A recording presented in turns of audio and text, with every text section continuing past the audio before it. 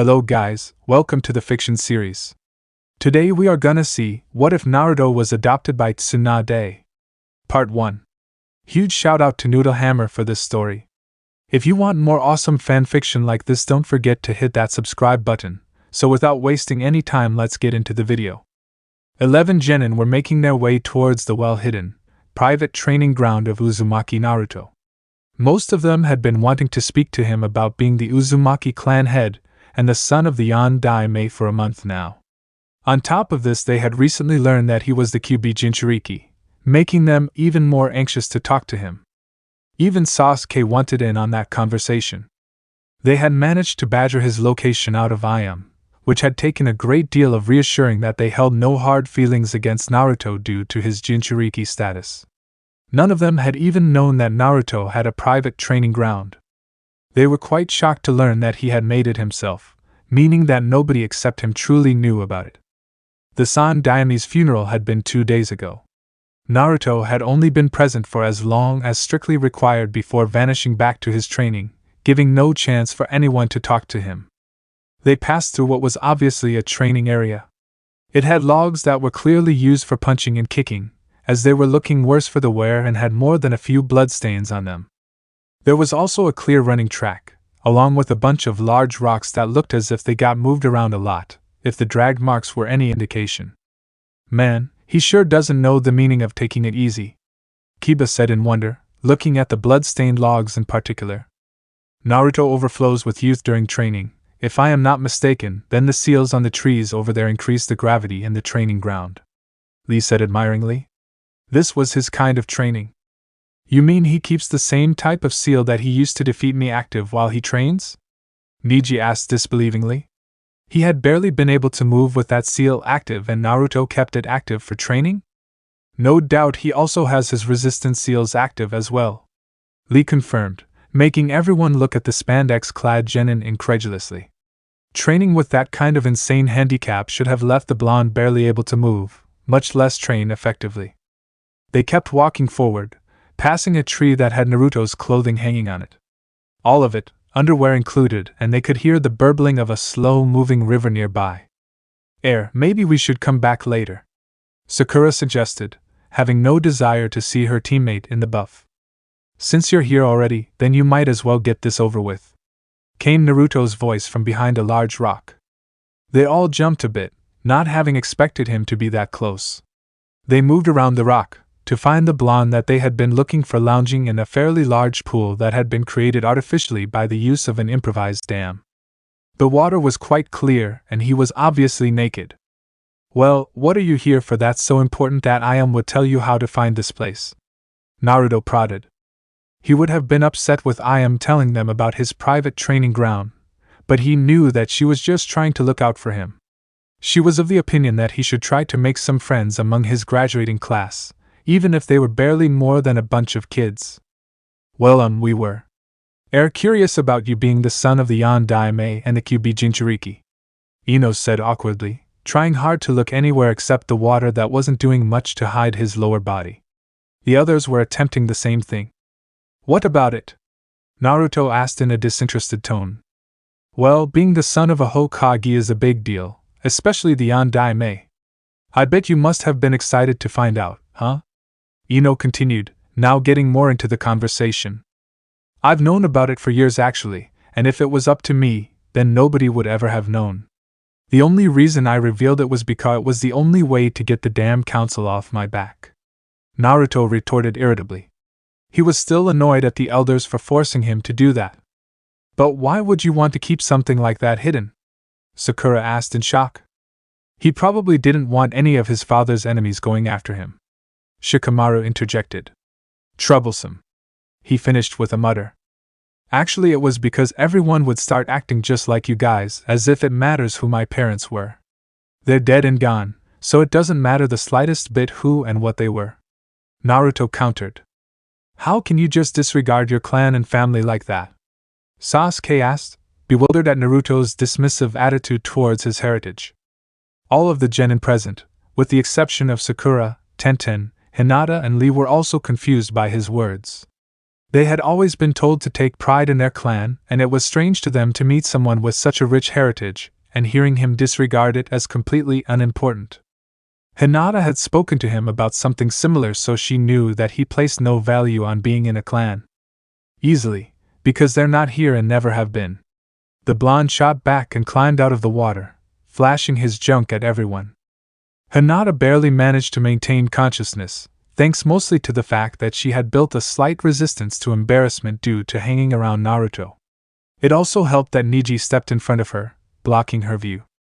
The two of them had reconciled after Hayashi had spoken to Neji, and were rebuilding the sibling relationship that had once existed between them.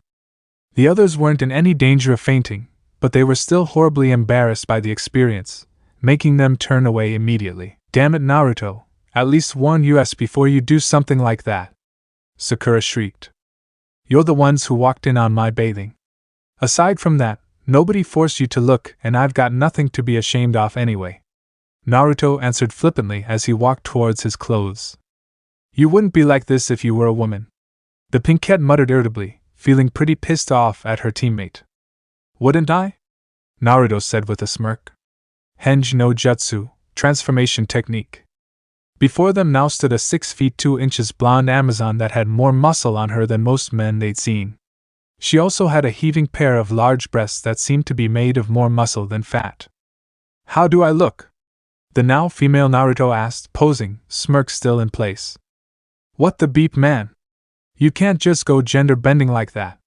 Why would you even do that?" Kyuubi yelled out in protest, blushing bright red. All the others were in similar states of blushing. "I got curious about lesbian sex one day," was the response as Naruto released his transformation and pulled his clothes on, much to the relief of the others. They all collectively decided that they weren't going to even think about that last sentence in any detail ever again. "So, Kyuubi Jinchuriki, huh?" Kiba started awkwardly after they had all finished mentally blocking as much of the previous few minutes as possible. "Yees?" Naruto drawled out in a get-to-the-point manner. "What's it like having a giant demon sealed inside you?" the Inuzuka blurted out, making most of the others facepalm at how tactless that was. "I feel normal during the day, but at night." Naruto's face twisted into a haunted, but hungry expression, making everyone lean forward in interest. "I get cravings." "What kind of cravings?" Chuji asked curiously. He knew all about cravings. Sometimes he woke up in the middle of the night, feeling so hungry that he couldn't sleep. "Cravings for the menstrual blood of virgins," the blonde finished with a demented leering expression. They all took a shocked second to process that disturbing statement, just to make sure that they'd heard right, before suddenly developing a greenish pallor. "You, Naruto, that's disgusting," Ino and Sakura said in unison, looking as they were about to puke at any moment. Everyone else just silently tried to stop the bile from leaving their stomachs. Naruto chuckled to himself at the looks on their faces. "You're all just too damn easy. Does it give you more power? Is that the source of your strength?" Sasuke interrupted, getting to the point of why he had even come here. "Being the Kyuubi Jinchuriki gave me a set of really nice teeth and whisker marks, along with so much chakra that I have to create my own specialized ninjutsu if I want to use any," Naruto said dryly. He made it sound like a disability, but in reality he was already planning ways to increase his reserves further. The fight against Shikaku told him that even he could run out, especially considering how chakra-intensive most of his abilities were. "If you want to know how I got this strong, then you could have just asked Lee," he continued. "Yash! The answer is hard work," Lee said with certainty. "Naruto is like me, someone with no talent, but a genius of hard work." Sasuke scowled. He wasn't sure what he'd been hoping to hear, but that his teammate was stronger simply because he worked harder was not it. Sasuke knew that he worked hard too. He put in hours of training every day, so why was it that Naruto was so much stronger? The blonde wasted so much time chasing women that it should be no problem for a prodigy like him to overtake him, so why was it that Naruto kept growing more powerful so fast that he was leaving everyone in the dust? Before anything more could be said, a whirlwind of wind and leaves announced the arrival of Jiraiya. "Naruto, get your things packed, we've got a mission," he said right away. "What kind of mission, and why am I going on a mission with you anyway?" the blonde asked immediately. I've got training to do, you know. We're going to find the Sandaime Hokage and bring her back to Konoha, and you're coming with me because I want you to. The Toad Sage explained. No thanks, I'd rather continue my training. He had already prepared everything he would need if he had to become a missing nin in case the new Hokage was someone that would cause trouble for him. What? You think you can just sign a man's summoning contract and then say goodbye? Oh no, we're in this for the long haul. You and me, brat, we're gonna be as good as married until you've learned everything that I've got to teach you.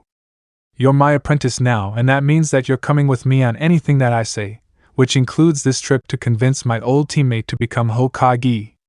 Jiraiya retorted boisterously and grabbed the blonde in a headlock. Everyone was looking at him like he was a lunatic. Unknown to them, it was this exact kind of behavior that had led to him being called the Village Madness years ago. You've taken Naruto as an apprentice, Jiraiya-sama? Does that mean that he won't be on a team with us anymore? Sakura asked. Despite how hard he was to deal with, she didn't really want Naruto to be pulled off Team 7. Don't be so respectful to this failed pervert, Sakura, it'll go to his head. Naruto told her, getting out of the headlock. That's so mean, my own godson keeps forgetting that I'm a super pervert.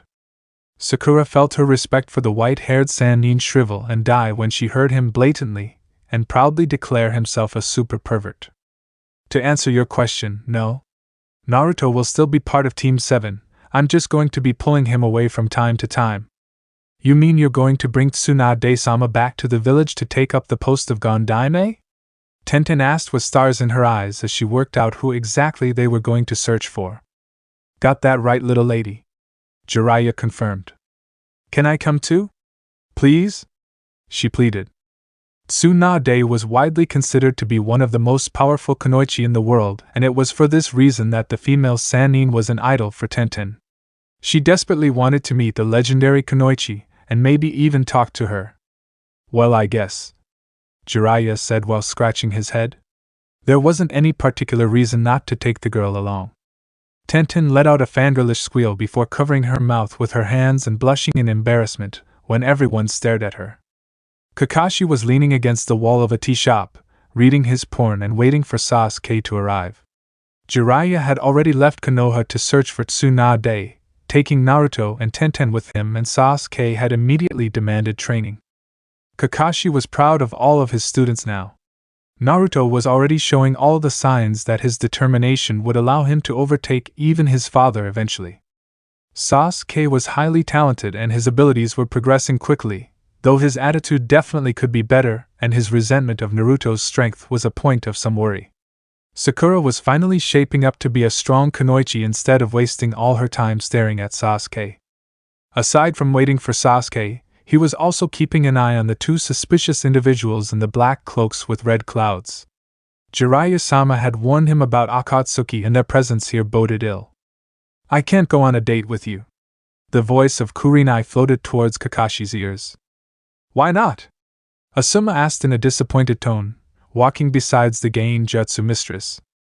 I'm already involved with someone, she answered shortly as they stopped next to Kakashi, greeting each other with nods, a slight movement of Kakashi's head and eye alerting the two new arrivals to the two cloaked men inside. They continued on as normal, giving no sign that they were aware of the nearby threat. Don't tell me you're in a relationship with Naruto, that guy is a total womanizer, Asuma said in disbelief. No, Naruto made it clear that he isn't interested in a relationship, Kurenai answered, not denying the fact that Naruto was a womanizer. He just was. Who then? Asuma asked curiously. He was still disappointed about being rejected, but he was honestly curious which guy Kurenai could have met and gotten into a relationship with this fast. Kurenai sighed to herself. Honestly, it wasn't any of Asuma's business, and she knew that he wouldn't push it if she wanted to keep it quiet. But spending time around Anko and Naruto, neither of which had any shame to speak of, made keeping it a secret seem pretty silly. Anko. Asuma nearly choked on his cigarette in surprise and started hacking out smoke, making Kurenai snigger, and the silent Kakashi gave what could only be considered an eye smirk. Wow, I didn't know that you, swung that way. The bearded Jounin stammered awkwardly. I didn't used to, but then Naruto and Anko somehow got me into a threesome and things just kind of snowballed from there. The female jounin replied with a shrug, making Asuma gape like a fish again. Kakashi laid his book across his heart, feeling as if it was going to explode out of his chest in pride. He couldn't have been prouder even if Naruto had been his own son. He never even noticed the tear that slipped out of his eye. Truly, the next generation always surpasses the previous. Kakashi, you're early, Sasuke said in surprise as he approached his distracted sensei. He needed to get in as much training as possible if Naruto had gotten himself apprenticed to a Sannin. He wasn't really surprised at that, considering that Jiraiya had taught Naruto's father and had mentioned being his godfather, but it still grated on him that Naruto had such a powerful teacher. Someone turned all the clocks in my apartment 3 hours forward, the Cyclopean jounin explained with an eye smile. Well, let's get to the training, Kakashi said and whisked his student away from what was quite possibly going to be a very dangerous fight. Kurenai and Asuma were going to have to manage on their own until he could get back. 3 people were walking through the streets of Otafukagai. 2 of them were big, long-haired men dressed in a manner that attracted attention everywhere, one of them blonde and the other white-haired. Walking next to them was a much smaller girl with brown hair and buns on top of her head and brown eyes. So Jiraiya-sama, you said back in the village that Naruto is your godson? Tenten began in a questioning tone. Yeah, Minato and Kushina made me his godfather because the Sandaime was my student, Jiraiya confirmed. The Sandaime must have been some kind of super genius to become as powerful as he was at such a young age, Tenten said admiringly. Shaw. The Sandaime was as dumb as a rock and twice as stubborn. That's the real reason that he became so strong. People like to say that everyone who becomes strong was a genius to make themselves feel better about it, but in truth geniuses are pretty rare and most of them don't make it as far as they could. People call me a genius nowadays, but when I was a genin I was regarded as a loser, the Sannin said. Oh, the weapons specialist said quietly, never having thought of it that way. Seeing the talentlessly getting beaten down by a genius Niji all the time had shaped her into thinking that only geniuses became legends, but that had not held up to scrutiny. That's actually a lot more impressive than being a genius, she admitted. You're pretty amazing, Jiraiya-sama. Hee, of course, I'm the great Jiraiya-sama, the Toad Sage said, nearly bursting into his introduction dance. There's no need to be so respectful to this perverted hermit Tenten, Naruto told the bun-haired girl. You've got some nerve calling me a perverted hermit, considering the things you get up to, Jiraiya said in protest. Considering that all you do is chase and peep on women and then get your ass kicked by them, while I actually get somewhere with them, I think your title of hermit suits you very well, Naruto said back with a grin. Jiraiya grumbled to himself about disrespectful young upstarts, but didn't continue the argument. This is where we'll be staying, the Toad Sage said as they walked through the entrance of an inn, receiving no protest from the other 2. Just as the innkeeper handed Jiraiya the key, both he and Naruto noticed a very pretty young woman walk past the entrance. She had black hair and brown eyes and was wearing a strapless dark blue dress with 2 thin gold belts. On her feet were strap-on heels and there was an intricate necklace around her neck. She stopped and looked through the entrance, giving a clearly inviting look in the direction of Naruto and Jiraiya. Woo, why don't you 2 get comfortable in our room while I take this pretty out on a date? The Toad Sage said, already overcome by perverted thoughts. What's wrong with you, old man? She's clearly interested in me, so why don't you get settled while I show her a good time? Naruto countered, already moving towards her. Oh hell no, you've already gotten to half the women in Konoha. I'm not letting you take all of them in the surrounding countryside too. I, the gallant Jiraiya, shall save this beautiful young lady from you, the Sannin declared and stepped forward before his godson could vanish off somewhere with the girl. Both of them moved towards the girl, leaving Tenten holding the key and sweat dropping. Why do I feel like an annoying little kid that just got ditched so that they can go do grown-up stuff? Tenten muttered to herself. She resisted the urge to pout. Out of sight, a considerable distance away, 2 men in black cloaks decorated with red clouds were also sweat-dropping. Looks like your diversion worked a little too well, Itachi, Kisame said with a snigger. It wasn't often that one of Itachi's plans backfired like that. I had not anticipated that the Kyuubi Jinchuriki would share Jiraiya's weakness for women. Inwardly, however, he was pleased. He had alerted both Konoha and Jiraiya to the danger of Akatsuki, with none being the wiser about his deception. Are we still going after the Kyuubi? Kisame asked. They will be aware of us soon. The Kyuubi is out of our reach for now. It hadn't taken the two of them long to figure out that the girl was under a gain jutsu. It was kind of hard to miss when she didn't even register Naruto's existence despite him being right in front of her. With this in mind, they quickly made their way back to Tenten, only to find her talking to Sasuke, who was looking somewhat frantic. What's up, princess? Naruto asked when they came back to the inn. Where's Itachi? Sasuke demanded immediately, ignoring the nickname. How the hell am I supposed to know that? Naruto asked back with a scowl. He came to Konoha looking for you. Well, that would explain who cast the gain jutsu on that girl. Jiraiya interjected. Itachi always was good with gain jutsu. Naruto agreed. How do you know that? Sasuke demanded again. We're the same age, you know. He was my classmate in the academy for a little while before he just skipped ahead and graduated. The blonde told him. More to the point, why would Itachi be after me? Well, it's not him specifically, it's the organization he works for, Akatsuki. They're trying to gather all 9 bijou for some reason. The Sannin informed. There was no particularly important reason to keep that hidden since everyone present already knew about Naruto holding the Kyuubi. Aside from that, if the enemy was trying to keep secrets, then blowing those secrets is often going to be detrimental to them somehow.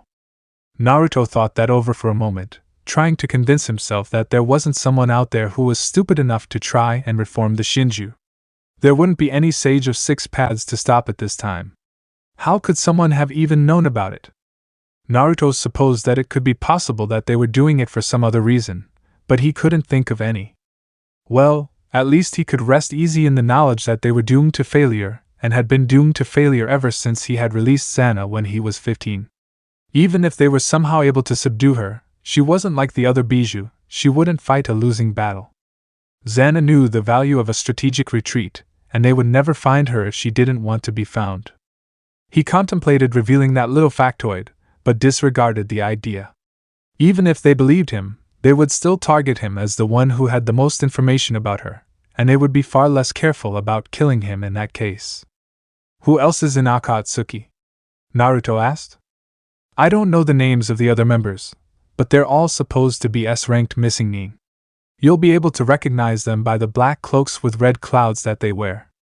Do you know how many of them there are? The blonde pressed further. 9 or 10, but this isn't completely reliable information. Jiraiya cautioned. So I've got at least 9 S-ranked missing nin after my ass? That's just great. Naruto deadpanned. Can't a man work towards marrying the woman he loves without a group of overpowered criminals trying to revive a world-ending monstrosity? After Guy arrived and took Sasuke back to Konoha, the 3 of them continued their search for Tsunade. Tenten had been pretty shocked at how easily Naruto had blown off the threat of that many missing nin. That wasn't to say that he wasn't wary of them, he just wasn't intimidated, believing with utter certainty that he would be able to come out on top. If he wasn't strong enough now, then he would get strong enough.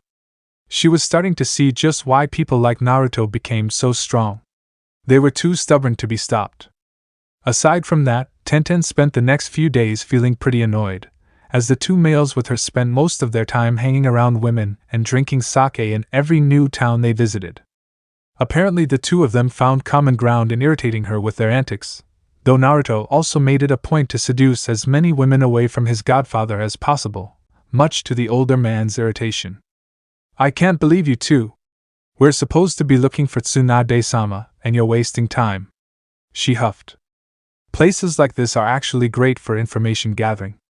Naruto pointed out, lounging lazily on a couch with 4 girls around him. Naruto is right, somebody always hears something in these kinds of places. Jiraiya agreed, though the way that he was staring at a passing girl's rear end discredited him somewhat. You're too tense, Tenten. How about I pay for one of these ladies to give you a massage? Naruto suggested, quirking his eyebrow at her. No! The 3 of them made their way into a bar in Tanzakagai with the intention of getting some dinner, but instead ran into the very woman that they were looking for, along with a younger, black-haired woman and a little piglet. Tsunade, Shizune! Fancy meeting you here. Jiraiya greeted cheerfully. I just seem to keep running into old faces lately, Tsunade said, mostly to herself. Ran into Orochimaru lately, have you? Jiraiya asked shrewdly. Yeah, he came to brag about killing Sensei, the slug Sannin said dismissively. So what are you here for, Jiraiya? I'll get right to the point. I'm here to ask you to become Sandaime Hokage. Tsunade looked incredulous for a second before she snorted derisively. No thanks, being Hokage is a fool's job. You seem rather quick to spit on your own family and sensei, Naruto pointed out. He wasn't going to make any mention of his own old man, since it wasn't really relevant. Who's this Jiraiya? Your new apprentice? Tsunade said while looking him up and down, not making any mention of his shirtless attire. Yeah, Minato and Kushina's boy actually, Naruto. He just made genin a few months ago, the Toad Sage told her. The quality of your apprentices has gone down quite a bit. He seems dumber than the last one if it took him that long, not to mention that he looks like a pervert, walking around shirtless like that, the woman said rudely. Hey! I don't care if you call him a worthless piece of shit, Naruto burst out, gesturing at Jiraiya, making the man in question give a loud, offended protest. But if you're gonna say stuff like that to me, then you better be ready to back it up with your fists. Oh yeah? Well then let's take this outside pervert, Tsunade replied just as heatedly. Tenten and Shizune, who had been silent this entire time, just gave despondent sighs at how quickly the situation had devolved into violence. Tenten had to say that her first impression of Tsunade wasn't all that great, but she still believed that Tsunade was someone to look up to.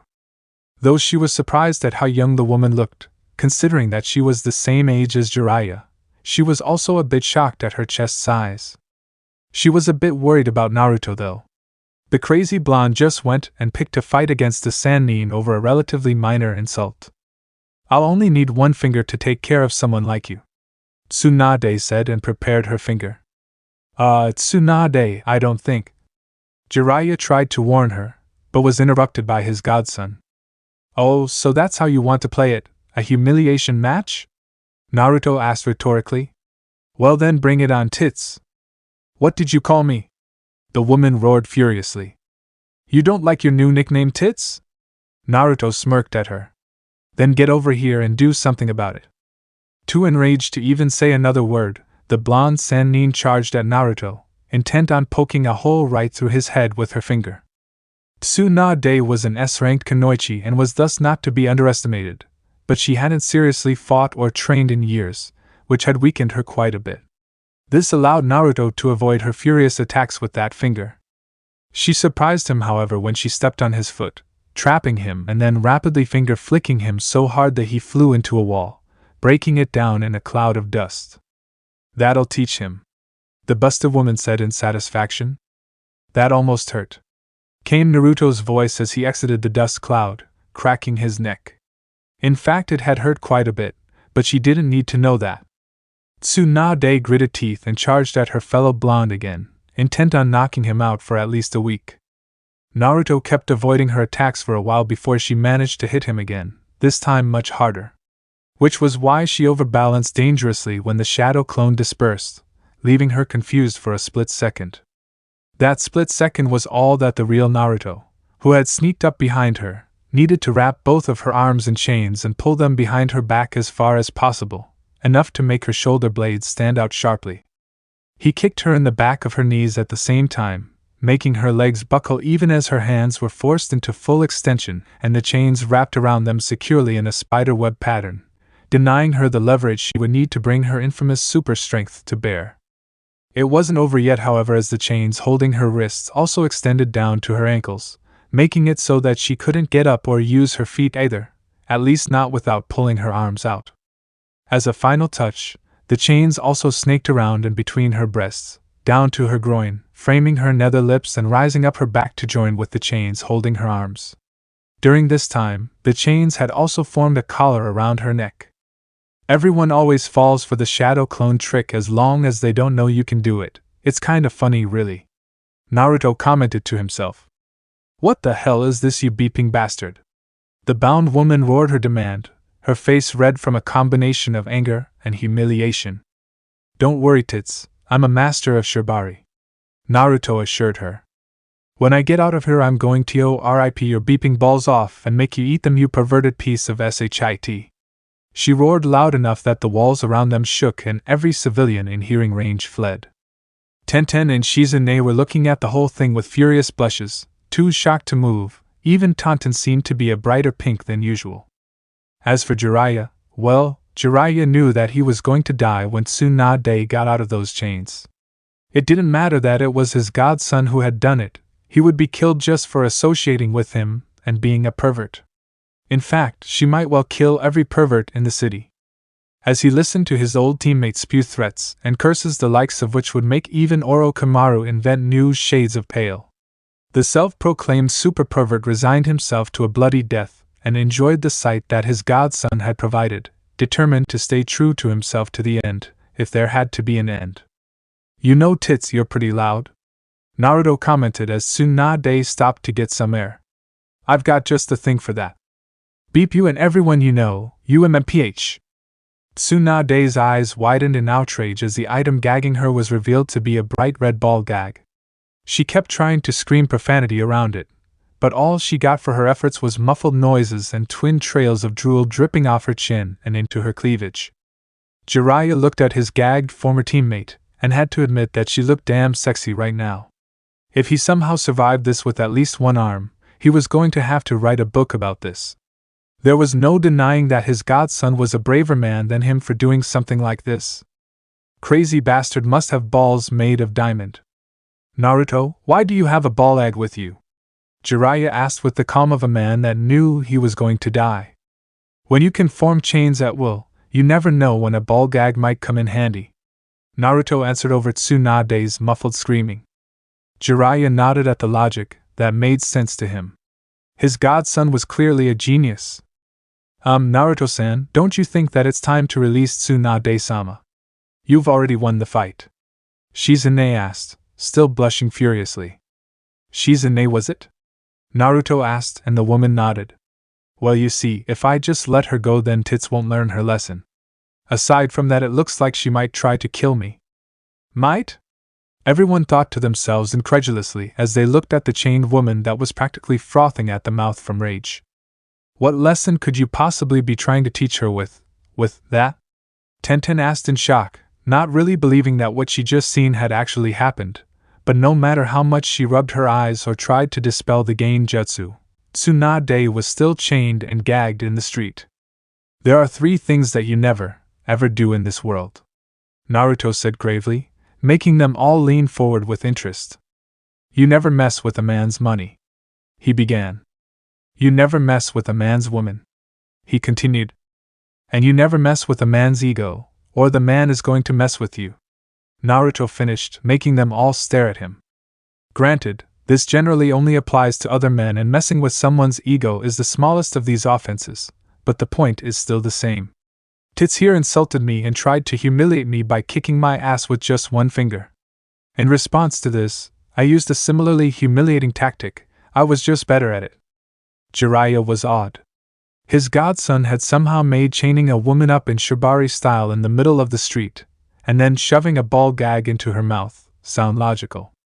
The entire group was now in the hotel, the still chained Tsunade having been carried in by Naruto. At least she had stopped trying to yell and was instead trying to develop a technique to shoot fire from her eyes. He had by now removed all the chains that weren't needed to keep her bound, such as the ones around her breasts, the collar, and the ones passing her groin. I need to talk to Tsunade alone for a while, Naruto told them all once they were done making room arrangements.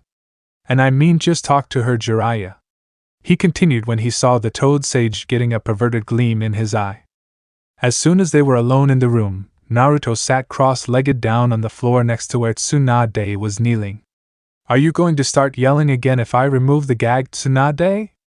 She glared at him, but made note of the fact that he at least wasn't calling her tits anymore.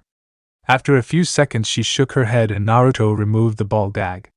She had never been so humiliated before in her life, and it was taking all the self-control that she had to keep from yelling threats and insults.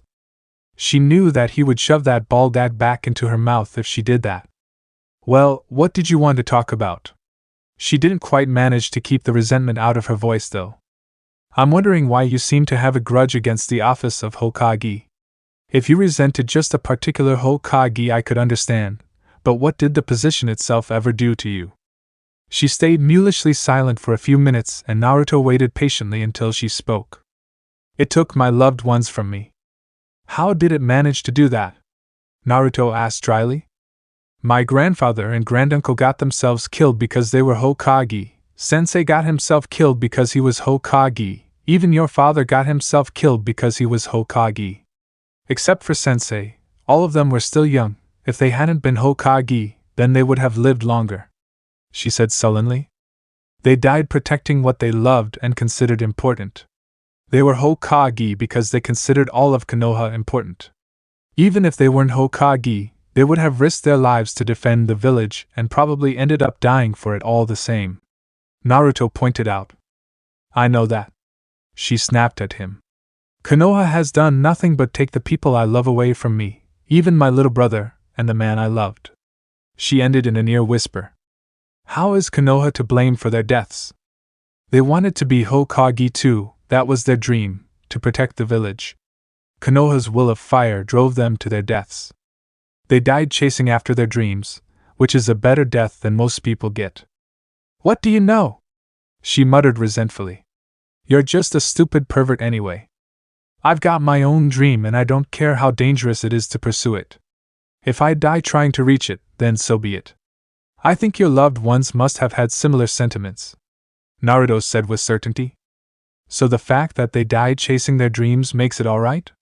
That they left me alone is somehow supposed to be alright because of that? Tsunade asked heatedly, with a slight crack in her voice. You'll be joining them soon enough, Tsunade, and you know that they wouldn't want you to be wasting away like this. Wouldn't it be better to carry their dreams in your heart instead of hurling insults at them? Naruto asked pointedly. He knew that he didn't have that comfort. If he failed, then Zana, being immortal, would never join him in the afterlife. He would be separated from her forever. He knew what many shinobi, most notably Orochimaru, had become in their search for immortality. He knew that it wasn't wise to seek eternal life, but then again, Naruto had never claimed to be wise. And what about Shizune? She's been putting her own life on hold to take care of you. Doesn't she deserve to have a life of her own too?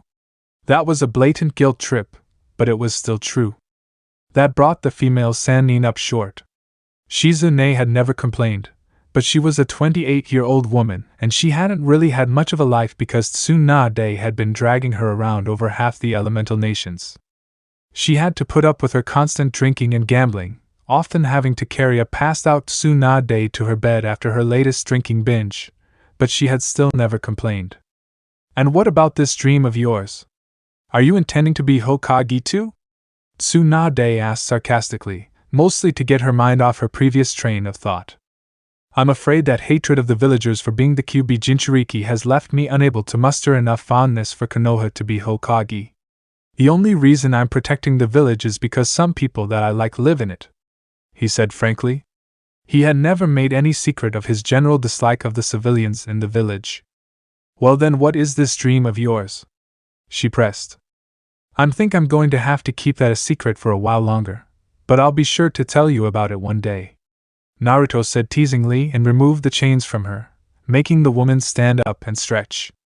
So, are you going to accept the position of Hokage? He asked her. Give me a week to think about it, she answered. Oh, and Naruto? He looked towards her just in time to get smashed in the face with her fist. That was for calling me tits. She then proceeded to kick the downed teenager in the gut with all the force she could muster without chakra enhancement. And that was for chaining me up. Finally, she stomped on his chest hard enough to crack his ribs. And that was for the ball gag. As Tsunade stormed out of the room and slammed the door closed behind her, Naruto stayed on the floor, wounds already healing. Well, I think that went pretty well, he said, spitting some blood off to the side. The following week was rather surreal for Jiraiya. This was due entirely to the fact that Tsunade and Naruto seemed to have become friends while he wasn't looking.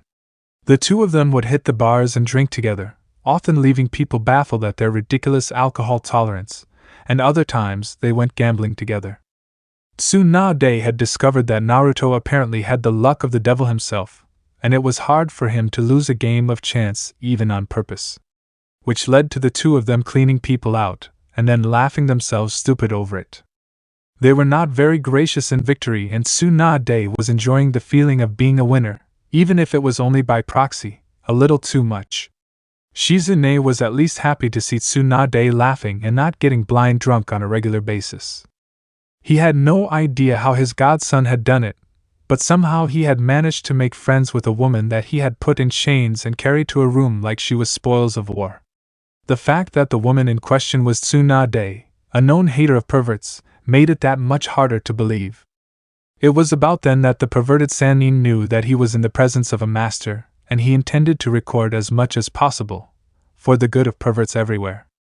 Tenten had been thoroughly disillusioned about her idol and had spent a couple of days sulking about it, until Jiraiya had taken pity on the depressive weapons user and talked to her about it. Flashback. I don't understand, how can Tsunade-sama act like that? She's practically a living legend, but she acts more like a gambling drunk than anything else. A distressed Tenten said. Everyone has their own way of dealing with things. Tsunade likes to drink and gamble, I like to peep on the hot springs, Kakashi likes to read porn in public, Guy likes to shout about youth, and there's 1,000 other examples. Jiraiya explained patiently. But why is that even necessary? Can't they just be normal instead of developing some ridiculous bad habit? Tenten asked sulkily, but also in interest. You know who never developed a way to blow off steam? Jiraiya asked dryly. Who? Orochimaru. He was always so serious and controlled, now he goes around stealing people's bodies, trying to become immortal. Oh. End flashback. The weapons user had been more understanding after that talk, though she hadn't managed to talk to the slug Sannin yet, mostly because she knew that her behavior bordered on the fangirlish and didn't want to annoy her. She spent her time talking to Shizune instead, as the younger medic had many questions about how things were in Konoha. She resolved to speak to her when they got back to Konoha. Tsunade herself had been having a lot of fun in the past week. Once she stopped being so angry at her fellow blonde for the way he had beaten her in that fight, she had been able to appreciate that he was good company. He never stared at her chest when they talked, but he didn't find her unattractive either. He was willing to go gambling and drinking with her, and didn't seem to care whether he won or lost. In fact, they had won so much money from cleaning out the casinos in Tanzakagai that she could practically pay off all of her debts, and the shirtless teenager just let her keep it, saying that he could always get more if he needed it. But now Orochimaru's deadline was approaching, and she found herself unwilling to help him. Naruto had been right when he said that it was better to carry Nawaki's and Dan's dreams in her heart instead of being angry and depressed that they died while chasing them. He had also been right that she would join them soon enough, and she didn't want to be a washed-out drunk when she did. She was still going to keep up the illusion of being young, though. Getting old might not be a problem for her anymore, but looking old was. She wasn't going to involve anyone else in her little problem with Orochimaru, though. She had gotten into that situation by herself, and she would deal with it herself. She was going to refuse his offer and hopefully kill him while doing it. His proposition had been suspicious as it was, and now that the shock of renewed grief from hearing him offer to bring them back to life had worn off, she knew that he was up to something. Orochimaru hadn't been trustworthy for decades, and she knew that he would double-cross her if she agreed to his terms. Jiraiya, Naruto, Shizune and Tenten arrived to help Tsunade, who was currently fighting Yakushi Kabuto while Orochimaru watched. Tsunade had gone drinking with Naruto and Jiraiya and slipped a drug into their drinks that was supposed to have taken them out of commission long enough for her to deal with Orochimaru and his lackey. That was the plan anyway, but Kabuto was proving slippery and surprisingly skilled, and Tsunade was out of shape.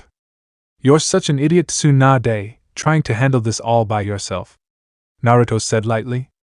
The drug had knocked him out and given him some trouble with his chakra control for a while, but the adrenaline from the run had already more or less purged it from him due to the unique healing properties of his chakra. Jiraiya wasn't so fortunate, and had to deal with screwy chakra control. Tsunade scowled at her fellow blonde, irritated that her plan had failed. "I'll take care of Orochimaru, you three helped Tsunade take on the guy with glasses," Jiraiya ordered. Seeing the tide turning against him, Kabuto quickly cut himself and splashed some blood on Tsunade, making her freeze and then jumped back towards Orochimaru. "What's wrong with her?" Naruto demanded, looking warily at Kabuto. The last time he'd seen Kabuto, the silver-haired teen had seemed like an insignificant weakling, but he had clearly been giving Tsunade some trouble, which meant that he was no doubt more skilled than he had seemed. "She has hemophobia, fear of blood," Shizune explained, placing herself in position to shield the unresponsive Tsunade. "You've got to be kidding me," Naruto grumbled. Both Jiraiya and Orochimaru, with Kabuto's help, started on the summoning technique. Orochimaru and Kabuto produced two massive brown-scaled snakes, while Jiraiya summoned Gamakichi. "Yo!" the small toad greeted. Jiraiya felt himself being stared at, and turned to see his godson giving him a very deadpan look. "Which one were you trying to summon?" Naruto asked evenly. "Gamahiro," Jiraiya answered with an awkward grin. "Kuchio's no jutsu, summoning technique." As the giant aquamarine toad appeared with two swords crossed over his back appeared under Naruto and Jiraiya, Orochimaru narrowed his eyes at the blonde. "He has progressed quickly, to be capable of summoning at this level already. Perhaps I should have killed him in the Forest of Death, in spite of Akatsuki wanting him alive. He is growing too fast." "Thanks, brat, now go help Shizune and Tenten against the other guy," Jiraiya said. "If summoning Gamakichi is the best you can do, then you're in no condition to be fighting Orochimaru." Naruto countered and stayed his ground. Jiraiya grit his teeth in irritation, but had to admit that his godson might well be right. "Fine, but keep an eye on them in case they need help."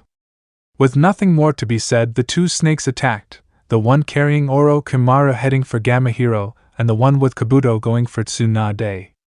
The silent aquamarine toad swung his dual katanas, intending to take the serpent's head off, but the snake was easily agile enough to avoid the attack. It tried to wrap Gamahiro in its coils, but the toad placed his twin blades in the way, forcing the snake to abandon the plan or get cut to pieces. Naruto risked a quick glance towards the other battle, seeing Shizune and Tenten keeping Kabuto at bay with barrages of thrown weapons, but clearly outmatched by the silver-haired man's skill. Naruto could see that they wouldn't be able to hold him off indefinitely, though the fact that Tenten had managed to get rid of the snake with a liberal application of explosive notes was surprising. It just went to prove that most problems could be solved with more explosions, which gave him an idea now that he thought of it. Jumping off Gamahiro and charging towards the preoccupied reptile, the blonde ran alongside it and pressed his palm against the scales every few steps, the two dueling Sannin both taking note of his actions from the corner of their eyes. It didn't look like Naruto was doing anything, but Orochimaru wasn't willing to risk it and swiftly commanded the snake to lash out with its tail, smacking him away. Naruto shook his head to clear the cobwebs once he landed and made a ram seal, activating the chakra he had placed in the seals that he had placed on the snake's body. A series of explosions erupted on the serpent's body, crippling it and making it an easy target for Gamahiro's swords. Naruto didn't wait to see how the battle between Sannin would go from there and charged towards Kabuto, who had already incapacitated Shizune and was now going for a nervous-looking Tenten. Kabuto noticed him before he could spring a surprise attack on him and jumped away. Sasharyu, twin rising dragons. Tenten's technique forced Kabuto underground, as there was practically no spot left that wasn't the target of some weapon or other. "Naruto, he's going to try to cut your Achilles tendon," the bun-haired weapons user called out in warning, remembering that this was how Shizune had been taken down. Reacting to the warning immediately, Naruto decided to try and turn Kabuto's offense against him, sending multiple chains rushing through the ground in the direction that Kabuto had been. Within a few seconds he felt his chains hit something other than earth and then continue forward. He pulled the chains upward, tearing apart the earth, and grinned when he saw that Kabuto was impaled through the gut and leg. Deciding not to take chances against such a dangerous opponent, he readied a brightly glowing Rasengan and had the chains carry the silver-haired traitor to him. Kabuto's eyes widened in fear as he saw himself being brought towards the deadly technique. He hadn't known that Naruto was capable of sending his chains through the ground, and he couldn't free himself since he was impaled all the way through. Unless some kind of outside interference saved him, then the blonde was going to kill him. Unfortunately for him, Orochimaru was currently busy with Jiraiya and Gamahiro and couldn't do anything to help him, so Naruto was able to shove the chakra orb into his chest, destroying his heart and mangling several other internal organs in a shower of gore. Not even his regeneration technique could heal that kind of damage, and Kabuto died shortly after. Some distance away, the battle between the two Sannin had become a stalemate. Orochimaru had managed to force Gamahiro to dispel by regurgitating the Kusanagi and delivering several cuts to the toad with the poison blade, but Jiraiya had regained much of his chakra control and was able to keep him at bay. Orochimaru's eyes widened in alarm as he saw Kabuto slain. He knew for certain now that he had blundered when he had left the Kyuubi Jinchuriki alive in the forest, if he had become strong enough to kill someone like Kabuto. I need to kill him now. If he is allowed to become any stronger, he will be a serious problem for me later. With this thought in mind, Orochimaru shot himself towards the Uzumaki, making a cheap shot at Jiraiya on the way to force him to back off. Naruto, look out! Jiraiya shouted towards his godson, seeing that he wouldn't be able to catch Orochimaru and stop him. Naruto turned around just in time to see the snake Sannin flying towards him with the Kusanagi held in his mouth, but he was too close to dodge completely, only managing to shift his body enough that he got hit in the right side of his chest instead of the heart. No! Tsunade shouted, snapping out of her hemophobia-induced stupor when she saw her fellow blonde impaled. Orochimaru's mouth twisted into a satisfied smile. Even if he hadn't struck the heart, the poison on the blade would still kill him and spare him from any future headaches.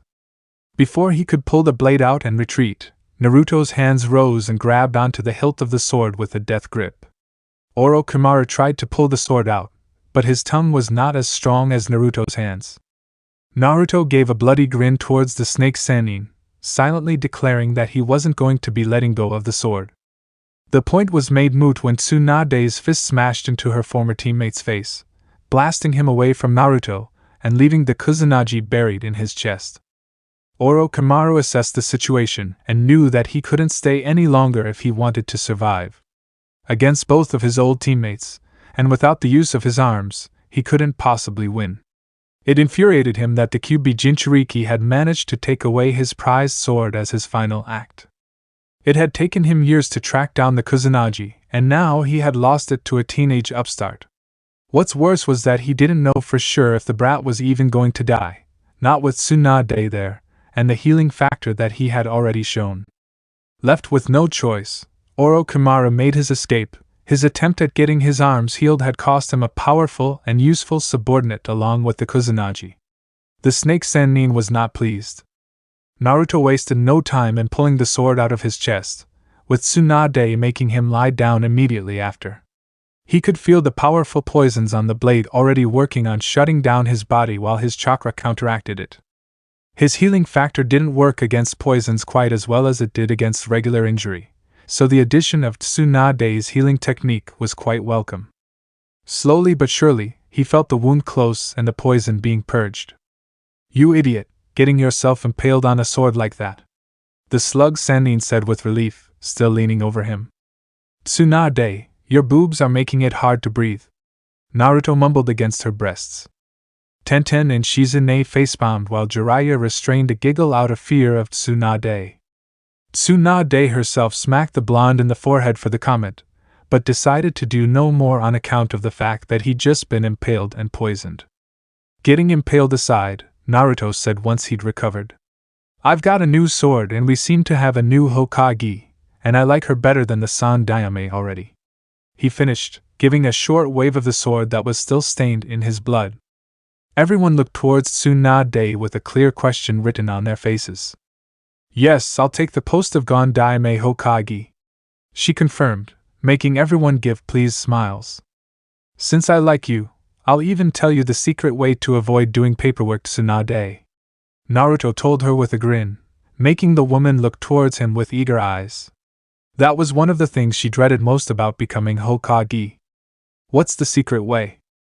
I'll tell you when we get back to Konoha. It was a couple of days after Tsunade had settled into her job as Sandaime Hokage and Naruto was doing something that he found immensely tedious. Shaving. Stupid blonde peach fuzz growing all over his face, wasting several minutes of his day. There was no such thing as a teenager that looked good with facial hair though, especially if that facial hair was blonde, so he had no choice but to shave it or feel ridiculous. At the very least, he seemed to have inherited his father's weak propensity for facial hair, making the whole thing go by fairly fast, not to mention that he didn't have any growing on his chest. Don't get him wrong, Naruto knew that his father had been a badass, but he looked like a damn sissy. He was willing to bet that he got his manly appearance from the Uzumaki side of the family. There was just no way a clan as awesome as the Uzumaki looked like a bunch of milk-toothed sissies while they were kicking ass. Naruto, what is this? The question snapped Naruto out of his ruminations on the manliness of the Uzumaki.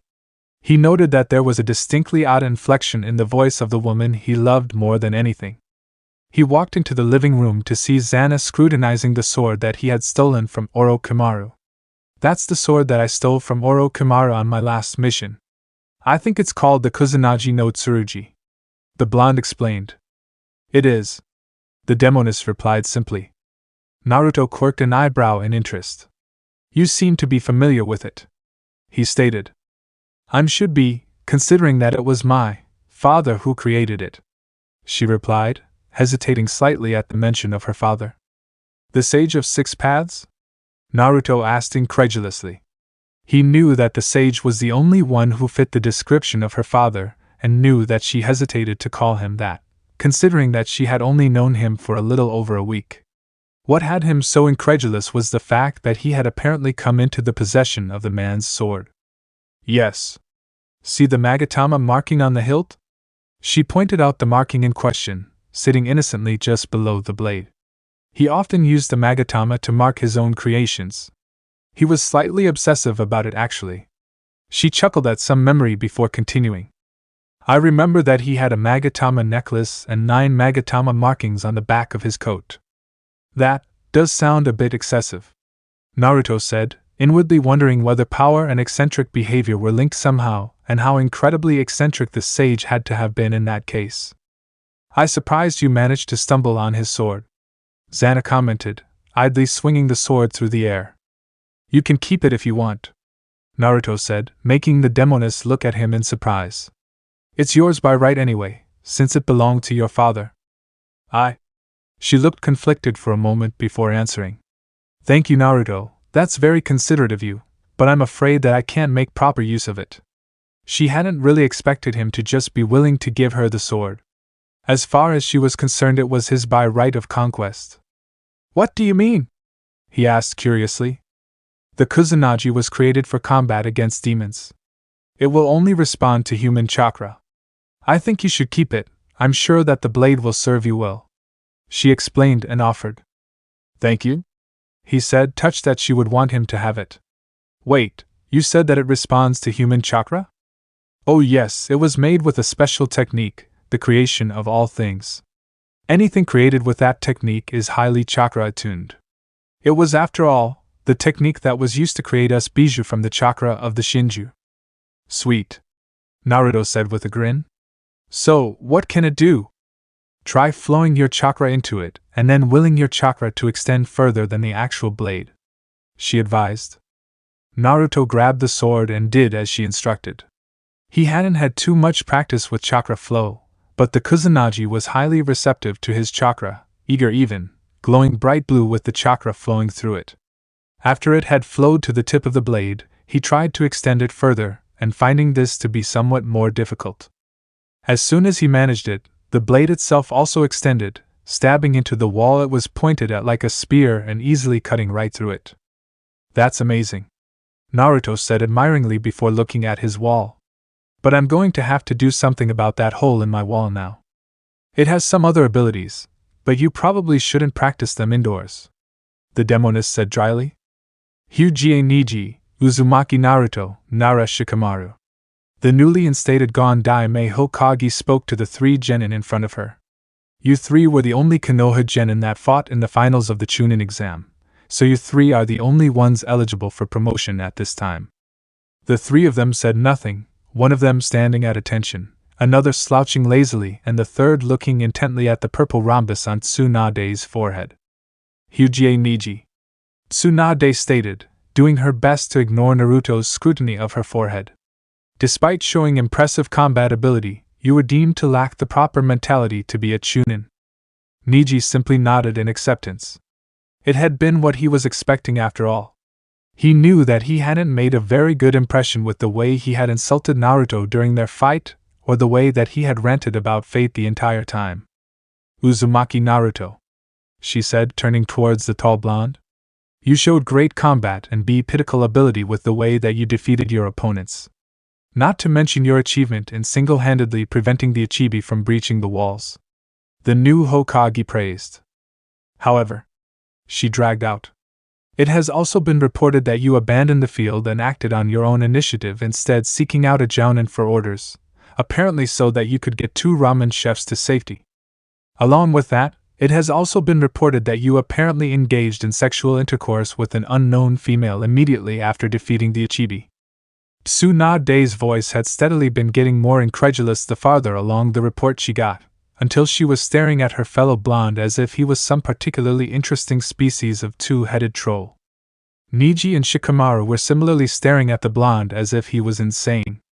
In my defense, the invasion was apparently over by then. Did you know that the invasion was over by then? Tsunade's voice was very dry when she asked this. No, he admitted without shame. As far as he was concerned, he had done the right thing. I didn't think so. Normally offenses like that would carry a severe penalty, but considering that you did save the village from a giant sand demon, I'm going to let it slide. Tsunade concluded. Naruto nodded, actually rather pleased about not getting promoted. It meant less annoying missions. Nara Shikamaru, Tsunade said as she turned towards the final genin. You showed highly impressive strategic and tactical ability with the way you defeated your opponent, as well as great foresight in forfeiting due to lack of chakra. For this reason I am promoting you to Chunin. Shikamaru groaned in disappointment. This was exactly what he had been hoping to avoid when he had forfeited. Maybe he should have made a more lame excuse? Thank you, Hokage-sama, he said without enthusiasm. Promotion too troublesome for you, Shikamaru? Naruto asked, grinning at the pineapple-haired Chunin. You have no idea, Shikamaru grumbled. I'm actually impressed and envious of you. You somehow committed what amounts to dereliction of duty, but did just enough good to offset it and get away with it. Naruto shrugged, and Tsunade's eye developed an annoyed twitch at just how dismissive the 2 of them were about getting promoted. Now get out of my office. The 3 of them turned around and began to walk out the door when her voice rang out again. Except for you, Naruto, we've still got some business. Tsunade sat at her desk, which was incidentally full of unfinished paperwork, staring at the bare-chested blonde in front of her. You mentioned something about a secret way to avoid paperwork, she said blankly. Indeed, there is a secret way.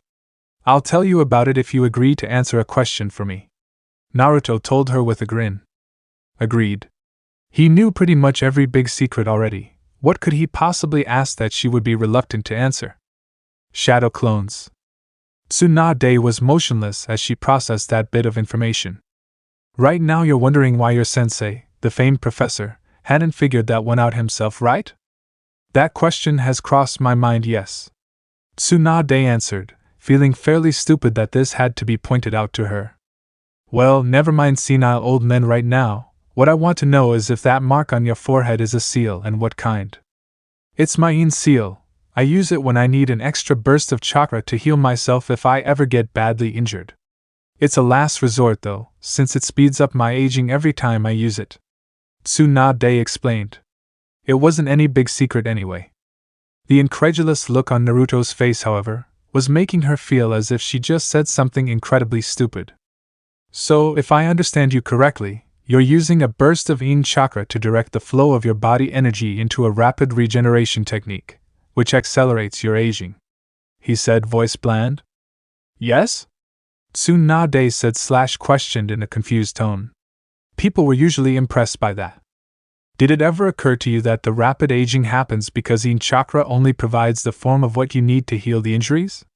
Without a Yang chakra component to provide the energy, it was sucking the life out of you. Naruto informed her, leaving the blonde Hokage gaping at him in shock. You mean that it was possible to make this technique safe?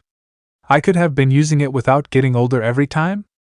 Well, it would still leave you drained even with a properly made Yang chakra component, but it wouldn't shorten your life anymore.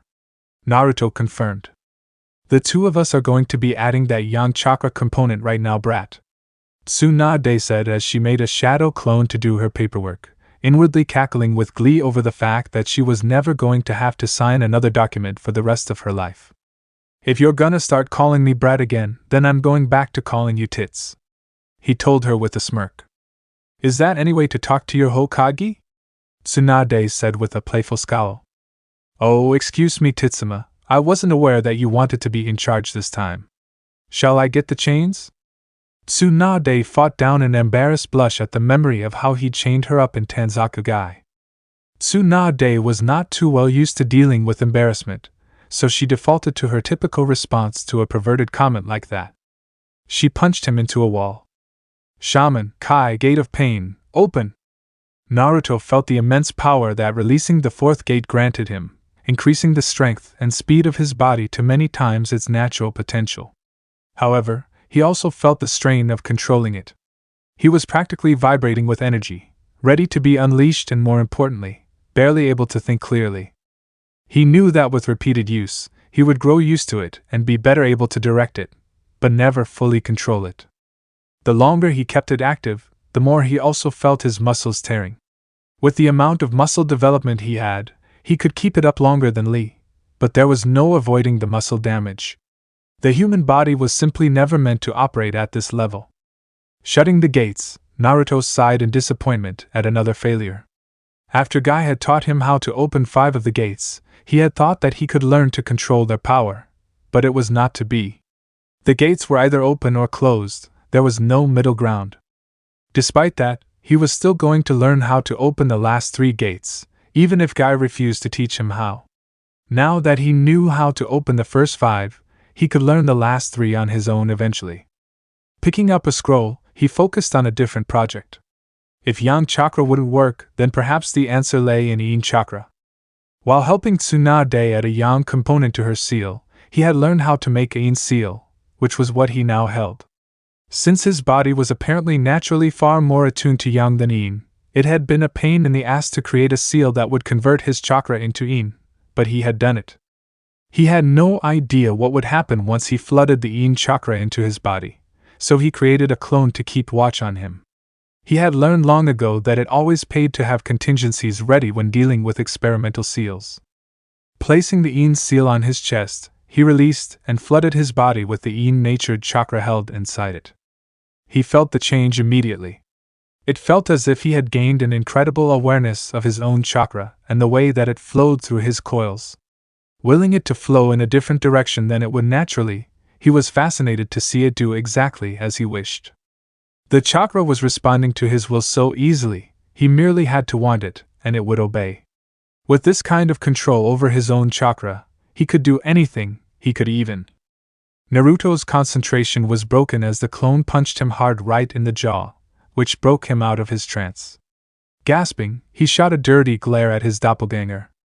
"What's the big idea?" he demanded. "You stop breathing, you imbecile," was the dry response from his clone. Naruto looked stunned for an instant before commenting to himself in a disbelieving tone. Yin chakra is even more dangerous than Yang chakra. Clearly, having too much Yin chakra flowing in his body gave him a powerful control of his chakra, but it simultaneously caused a disconnect between his body and mind. Perhaps if they were properly balanced, the negative side effects would cancel out. Deciding to try this theory out, he readied another Yin chakra scroll, preparing to absorb it. Kaimon Kai, Gate of Opening, open! His body once more flooded with Yang chakra as its full potential was released, and Naruto wasted no time in absorbing the Yin chakra from the seal. Immediately, he felt more in control of himself, as the furious physical energy of Yang was balanced out by the calm spiritual power of Yin. Naruto couldn't help the wide grin that stretched across his face at this realization. He started running around the training field, marveling at the control that he now had despite having opened the first gate. If he could gather enough Yin chakra to balance out the opening of the other 7 gates, then he would be unstoppable. Before he could get lost in happy thoughts of having found a solution to his problem, gaining the power to be worthy of Xana's hand in marriage, the muscle damage that characterized the opening of the gates made itself known. Groaning in disappointment, he closed the gate and slumped down on his butt. Apparently, even though the Yin chakra did balance out the opening of the gates and allowed him to retain better control of himself and his chakra, it didn't do a damn thing about the muscle damage. Clearly this was another dead end in his quest for power. At least Kurenai was going to be happy that he had finally managed to create a workable seal to collect Yin chakra. The Genjutsu mistress had been quite upset the last time he'd spoken with her. Minimal prodding had revealed that she was upset because of how little she'd been able to do against Uchiha Itachi and Hashigaki Kisame, who he had learned had come to the village in an attempt to capture him. He could certainly understand her frustration when all of her hard-won skill with Genjutsu was made worthless because of the Sharingan, or a chakra-eating sword. It was even more galling that Itachi had even turned her own illusion against her. Of course, there was no getting around the fact that Itachi was the Genjutsu boogeyman of the elemental nations, but to be defeated so easily just because he was an Uchiha would annoy anyone. No doubt this breakthrough in their research into Yin release would allow her to take her illusions to the next level, eventually perhaps even allowing her to achieve Yin release without the help of Fuinjutsu. Did you know that your pink-haired teammate has been asking me for training as a medic? Tsunade asked as she took a drink from her sake bottle, her feet resting on the coffee table that she had brought into the office for this exact reason. Next to her on the couch in the Hokage's office, his feet similarly resting on the coffee table, Naruto answered her. Someone must have clued her in on the fact that her high chakra control would be a good starting point for medical ninjutsu. There was a shadow clone of Tsunade grumbling as it did paperwork behind the Hokage's desk. This allowed the real Tsunade and Naruto to slack off and talk about other things while her work was being done for her. Not only that, but that Tenten girl also came in here wanting to learn medical ninjutsu, but she just doesn't have the aptitude for it. Her chakra control is decent enough, but not nearly good enough for medical training, though I am going to start teaching Sakura, or at least have Shizune start her on it, Tsunade said. She felt a bit bad about refusing Tenten, since she could respect the girl as a serious kunoichi, but medical ninjutsu really didn't suit the weapon's user. The girl had been terribly disappointed at hearing that, but had pulled herself together quickly enough. Tenten seemed to be pretty decent with Fuinjutsu though. I was actually thinking of teaching her a thing or two, Naruto admitted. Fuinjutsu users were so rare that he had honestly been surprised to see that Tenten knew anything at all about the art. Speaking of Fuinjutsu, I've got something that I think I'm going to need your help with, the male blonde said. Oh? This should be interesting. It is. I'm trying to figure out Orochimaru's curse seal, you see, and I need a skilled medic to help me. Tsunade raised an eyebrow in interest. Even Jiraiya hadn't managed to do that, though she had no idea why he wanted a medic to help him. Are you doing this because you want to find a way to remove it from your teammate? Huh? Naruto said in confusion before remembering that Sasuke had a curse seal on him too. He'd completely forgotten about that. No, I'm doing this to find a way to remove it from Anko. Of course, why would you help your teammate if you can help a pretty woman? The blonde Hokage said dryly. Exactly, though I guess I can remove it from the princess too once I learn how. Tsunade chuckled at his nickname for the Uchiha.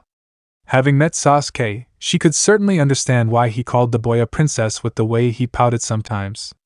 Oh sure, it wasn't really a pout, more like a jealous scowl, but that was just a pout that used different facial muscles. Their conversation was interrupted as Shizune entered the office and froze at seeing her mentor and Naruto on the couch together, leaning against each other with their feet on the table without a care in the world while an angry-looking shadow clone was doing paperwork. What is it, Shizune? Tsunade asked. It's time for the monthly council meeting to go over village finances, Shizune said after she got her calm posture back. She would just never get used to seeing Tsunade so relaxed and hanging out with Naruto like a teenager. Though at least it made her happy to see that her mentor had stopped drinking so heavily. Tsunade groaned when she heard that.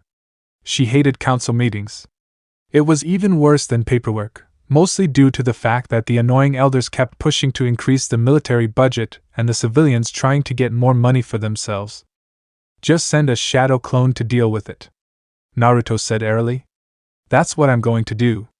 Since he had announced himself as the Uzumaki clan head, he actually had to attend council meetings now.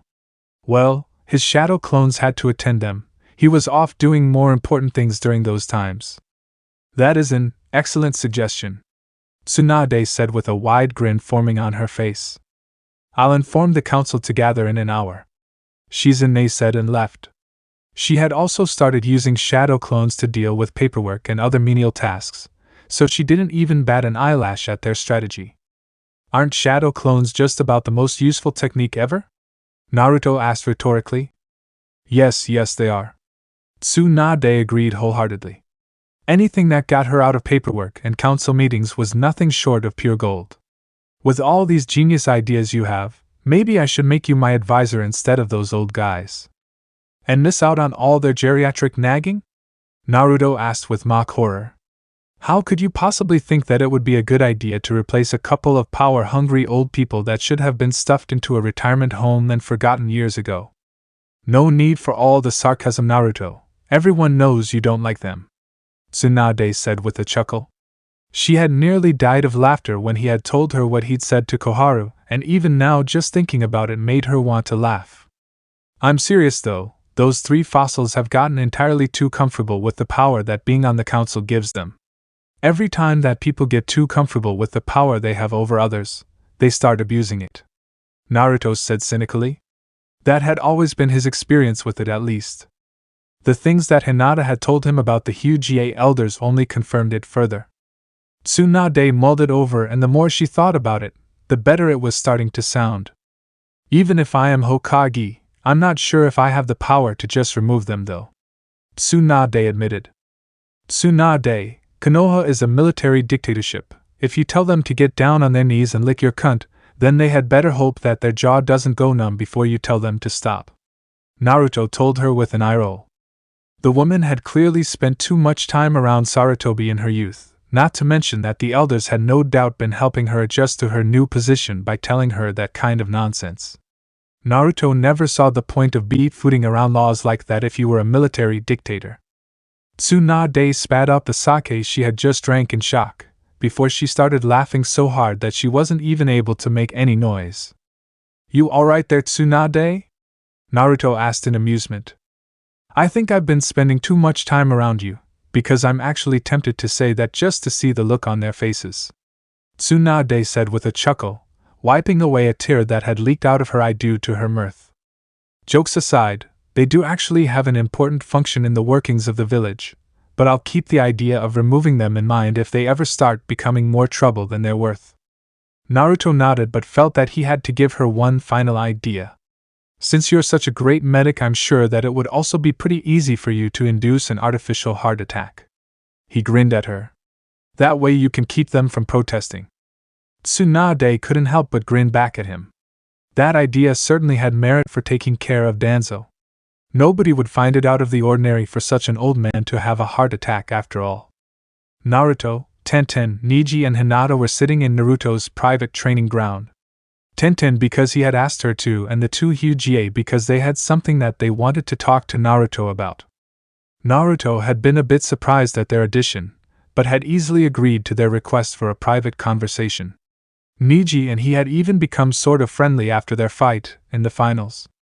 A good fight is worth years of therapy for men. Why did you want me to come here, Naruto? Tenten asked curiously. After joining him on the mission to retrieve Tsunade and getting into a fight with Orochimaru of all people, the weapons user had come to have a great respect for his strength. Not to mention that she was also jealous that he had managed to steal the legendary Kusanagi no Tsurugi from Orochimaru. She would have given her left pinky toe for a weapon like that. Well, I heard from Tsunade that you asked her to train you and she refused. Tenten nodded sadly, still feeling disappointed about the refusal. The newly instated Sandaime hadn't been mean about it, explaining that her chakra control just wasn't good enough, but it was still a huge letdown to be turned away by her idol, while someone like Sakura got accepted. She didn't really dislike the pink-haired girl, but she was clearly playing catch-up because she'd been slacking off in the academy. When you were holding off Kabuto, I saw that you were pretty good with seals, so I'm offering to train you in Fuinjutsu, Naruto said, making Tenten's head snap into his direction. I'd love that, she hastily agreed. Fuinjutsu had interested her ever since the academy, and being offered an opportunity to learn more was too good to pass up. She didn't even care about the fact that she'd been a genin longer than the blonde. He was clearly far more proficient in the art than her, and she'd be a fool to turn the offer down. Hinata and Neji were also looking quite surprised by this, as they hadn't thought that Naruto would offer to teach Tenten Fuinjutsu, but it only reaffirmed their reason for coming to him. Alright then, we'll work out a schedule for you tomorrow. Meet me here at 7 in the morning, Naruto told the bun-haired girl. You got it, Naruto-sensei, she said with a giggle and ran off in her excitement. Naruto raised an eyebrow at being called sensei, before he shrugged with a smile. Teaching Tenten could wind up being fun, particularly the part where he told her about all the ways that she could blow herself out of existence if she screwed up. Now, what did you two want? He said as he turned towards the two Hokage. Naruto and Ai-san, we have a request for you, Hinata said, doing her best to hide how nervous she was. The blonde raised an eyebrow at them in interest, before making a hand motion for her to go on. Hinata fidgeted for a moment, and Neji decided to speak up. We wanted to ask your help with a Fuinjutsu problem, Naruto-san. First of all, Naruto said with a raised finger. Don't call me Naruto-san. I really don't like honorifics in most cases. Secondly, I'm guessing that this is about the caged bird seal. He finished, feeling fairly confident that his guess was right. The two Hokage were surprised that he had figured it out already, but not too surprised. What other Fuinjutsu problem could they have anyway? Yes, Hinata-sama, and... He didn't manage to finish the sentence because his cousin was glaring at him in a way that most people would think she wasn't capable of. With a sigh, he corrected himself. Hinata-chan and I have talked it over and decided to ask you if you think you would be able to remove it. Hinata had been most insistent that he was never to call her Hinata-sama outside of the Hokage compound unless it was absolutely necessary. She would always call him Neji and Ai-san and didn't want to be addressed as if she was his superior outside the compound. It couldn't be helped in the compound, because the main house would throw a hissy fit if they heard a branch member addressing the heiress as anything other than a superior. Well, I've already been examining it ever since our fight in the finals, Naruto informed them. Really? Hinata said hopefully, hoping that maybe he already knew how to remove it. Yeah, I copied it from Niji's forehead during our fight, but unfortunately, I've made no headway. You mean it's too hard for you to remove? Hinata asked sadly. She had known that this was a possibility, but she'd hoped that he could do it. That's not the problem, Naruto denied. The problem is that the caged bird seal in its finished form doesn't give me enough to work with, he explained, making them look towards the blonde in confusion. What would you need then? Neji asked. I would need to learn how to apply it myself before I can learn how to remove it. What I need are the notes for the creation of the seal. If I have that, I'm sure that I can figure out a way to get rid of it. Without knowing everything that goes into the creation of the seal, I'd need to experiment, which would lead to a lot of dead Hokage before I found the right way to do it. He explained to them, making their faces go grim. Unlike Orochimaru's curse seal, the caged bird seal wasn't a half-baked piece of crap held together by luck and hope. It was the work of a SealMaster who had put a lot of time and effort into its creation, and it would need to be handled carefully. Hinata and Neji looked at each other before nodding. They were sure that Naruto was not the kind of man that had any interest in creating branded slaves. His only interest was in his own strength. And women, can't forget the women. Neji and Ai-san and I will do our best to find the notes for you, Hinata said to the blonde, happy that he would be able to get rid of the seal that she hated so much. Naruto grinned at her before he spoke again. Neji and Ai-san, is it little sister? Does that mean that Neji will start calling me big brother too? Niji looked like a startled deer for a second before he got over his shock and spoke. Absolutely not. Oh, come on, I'll be a proper big brother, Niji. The blonde said and grabbed the huge Ye in a headlock. I'll even take you to a brothel for your 16th birthday. Niji choked in surprise and Hinata started burning with a fiery blush. No thanks. He refused quickly and tried to escape. You sure? I know this one girl who can show you a whole other meaning of caged bird. The blonde kept offering. I don't even want to know what you're talking about. Niji was quick to refuse, his calm posture starting to give way to slight panic. Naruto let out a disappointed sigh and let the huge Ye go. You need to start thinking about girls more, Niji. With all that pretty hair of yours, people will start thinking you're gay if you don't show any interest in females. Naruto told him sagely. I like girls just fine, thank you. Niji was quick to assure. There was a short moment of silence before Naruto spoke again. You sure you don't want me to take you to a brothel? No. I mean yes. Arg. Hinata quickly covered her mouth to cut off her giggle when a frazzled Niji looked her way. So, tell me again why exactly you need a medic for this. Because this looks more like a Fuinjutsu problem to me. Tsunade said as she peered at Anko's exposed shoulder. Currently Anko, Kurenai, Naruto and Tsunade were in Anko and Kurenai's apartment, taking a look at the curse seal on Anko's shoulder. Because I've already gone over the seal itself, and there's simply no way that it should be capable of everything that it does. It's basically nothing more than a bunch of storage seals connected to a main array and designed to release when certain conditions are met. Naruto explained. Explain it to me then, because I've got no idea how I can help you here. Tsunade insisted. Fine. See this here? Naruto said and pointed at a particular spot on the seal. That storage seal contains something highly chakra reactive, but not raw chakra. It's also triggered by powerful negative emotions. Once that happens, this next seal is triggered. Naruto pointed to another seal a bit further in the array. This one contains what I can only guess is Orochimaru's chakra given how corrupt it feels, which empowers that unknown something that I mentioned earlier. This seal right here, the blonde said and pointed at another spot on the marking, holds a lot more of that unknown stuff, but it's inactive right now. I'm guessing that Orochimaru probably has to do something to activate that part of the seal, and it no doubt gives a big power boost as well. Unfortunately, because it's driven by negative emotions, that stuff along with Orochimaru's corrupt chakra also tends to eat away at the sanity of whoever is using it. The three women were looking highly impressed with the bee Pisces so far, but Naruto wasn't quite finished. What I need from you, Tsunade, is to help me identify what that unknown crap is.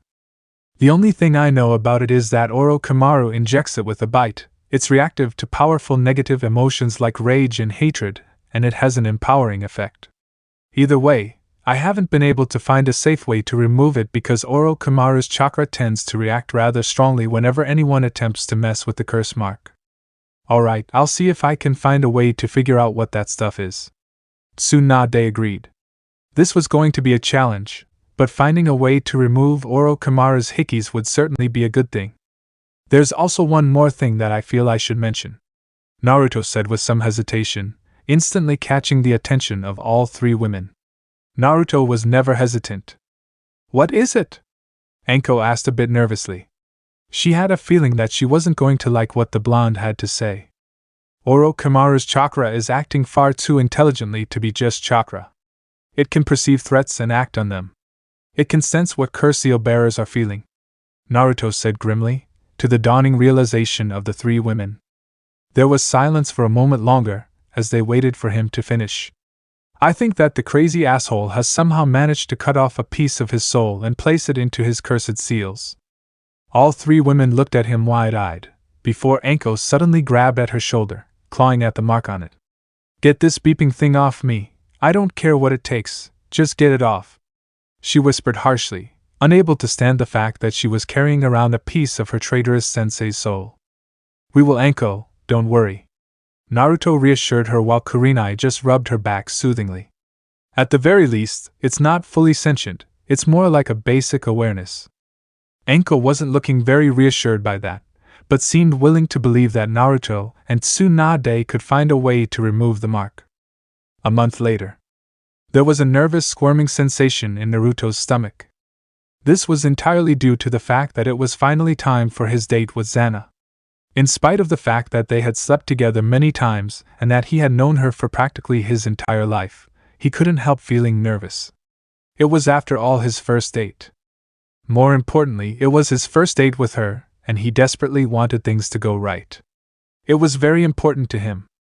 Despite the fact that he badly needed a break from working on removing Orochimaru's curse seal, right now he was feeling even more stressed out.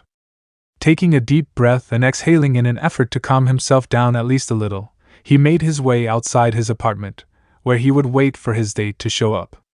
He was currently wearing the clothing that he had commissioned over a month ago. The pants nothing more than a simple pair of black hakama. He didn't bother with the usual undershirt that was supposed to be worn, and only wore a black haori to cover his chest. It was mostly closed, so he was actually more covered than usual. The only thing that made the entire outfit special was the giant embroidery of the Kyuubi in full fox form on his back, 9 tails spread wide and a grin on the vulpine snout. He had foregone his usual combat boots and was instead wearing sandals for a change. When he had asked for this to be made, he had done it for several reasons. Mostly because he wanted to show his devotion to Xana openly in the only way that he could as long as he was still vulnerable to so many enemies. Another was to show that he was proud to be associated with her. He also had his ponytail deliberately hanging down his chest, so that it wouldn't hide the image. Lately, though, he was glad for another reason. The villagers had already started being stupid, calling him things such as honorable son of the Sandaime, and it annoyed him to no end. These were the same assholes that would have come to cheer if he was getting lynched not even 2 months ago, and now they were kissing his ass as if their life depended on it. He was fine if they hated him, he would be more than happy to return the favor if they tried anything, but this hypocrisy pissed him off. Maybe seeing a giant picture of the Kyuubi embroidered on his back would light a fire under their asses again, and they'd stop pretending that they hadn't hated him for 17 years. His thoughts were interrupted as Xana made her way outside as well, and he couldn't prevent himself from staring at her new look. Before, she had always worn something that was a shade of red, clearly her favorite color. But she had decided to go with something a little different for their date. She was dressed in a white silk kimono with wide sleeves that was tied with a deep crimson obi, also having red trim to accentuate it. The white kimono contrasted sharply with her dusky skin, and the red highlights matched her hair.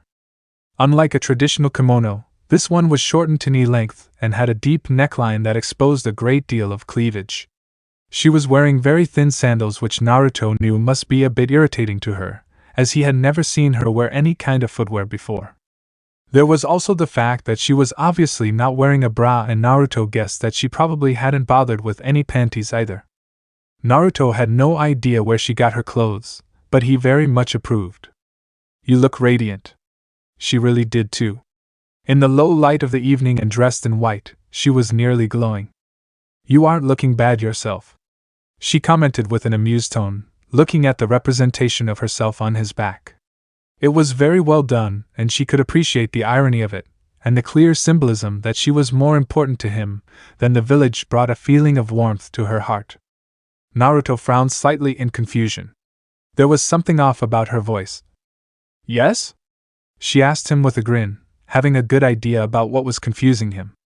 "Your voice." He trailed off, not sure how to explain what it was. "I'm suppressing the chakra flow to my throat and voice box, otherwise any human other than you might find themselves acting like a drooling idiot," she explained. "Oh," Naruto said in realization. "Why am I not affected?" "Because you've been hearing it for your entire life, not to mention the strength of your own chakra works to counteract the effects." "I see. Well then, my lady, shall we?" he asked once her explanation was over and offered her his arm. "Yes, let's," the demoness said as she grabbed hold of his arm and held it close to her, pressing it against her breast. Naruto couldn't help the smile that refused to leave his face as they walked through the village arm in arm. Sex with Xana was amazing, but he wanted her heart too, and this would hopefully be a step towards that. Both of them were quite amused at the looks that they were getting from the people around them. Some people looked like they were about to shout greetings out to the honorable son of the Sandaime, before they caught sight of the image of the 9-tailed fox on his back, and their faces instantly soured. There was the occasional woman that took an appreciative look at him, or shot a jealous glare towards the crimson-eyed beauty on his arm, but they were currently in the upscale part of the village, which meant that he was almost universally disliked there. Xana herself was attracting a great deal of male attention, most of which had no idea why a woman of such beauty and grace would associate herself with the much-hated Kyuubi Jinchuriki. Many of them came to the false conclusion that she was with him because of his status as a clan head and son of the Sandaime, especially as none of them had ever seen this exotic woman before. Her state of dress and clear lack of a bra made it easy for them to label her as a gold digger that was only after him for his clan name and the wealth that would no doubt come with it eventually. Soon they made it to their destination, which was a very pricey restaurant. Naruto knew that Xana technically didn't need to eat, but she still enjoyed it. As soon as they entered, they were subjected to the staring of both the staff and the guests, but they paid it no mind as they walked towards an empty table and sat down, completely ignoring the fact that it was a reservation-only type of restaurant and that they were supposed to wait for someone to show them to their table. Within a minute of sitting down, there was a great deal of grumbling from the other guests, something to the effect of disrespectful and similar words. The owner hastily made his way towards the two of them, with every intention of telling them to leave. Usually he would have loved to have the son of the Sandaime as his guest, but the way that he was dressed, as well as the fact that he had barged in without a reservation and just taken a table as if he owned the place, was upsetting all of his other guests. Not to mention that the man was quite agitated himself over these very offenses. "I'm afraid I'm going to have to ask you and your date to leave, Uzumaki-sama," he said, barely able to keep his anger and resentment hidden when he spoke. It galled him that he had to be polite to someone who would mock his losses and the losses of the village in general by openly displaying an image of the Kyuubi on his clothes. Xana looked at the sniveling little worm that was trying to make them leave, and the man froze as he was pinned by a slitted crimson gaze that gave him terrible flashbacks to that long-ago night, when eyes just like those, except much bigger, were glaring balefully down at the village. "I don't think you want to do that," Naruto said mildly, unknowingly preventing his date from causing the man to lose control of his bladder. "Why wouldn't I want to do that? You're upsetting the rest of my guests." Due to the fact that he'd been shaken when he looked into Xana's eyes, a slight sneer escaped his control. "Because if you do, your wife might come into possession of some photographs of you and that cute waitress over there in some very compromising positions," Naruto said with a fanged grin, gesturing towards the pretty waitress halfway across the room, and pulled out a single photo to prove that he did indeed have them. The man instantly paled and took an instinctive step back as the crimson-haired beauty also gave a similarly fanged grin, clearly amused by the threat. He knew that if his wife got hold of those photographs, she would divorce him and take everything he owned while she was at it. What do you want?" the man asked nervously, sweat beading on his forehead.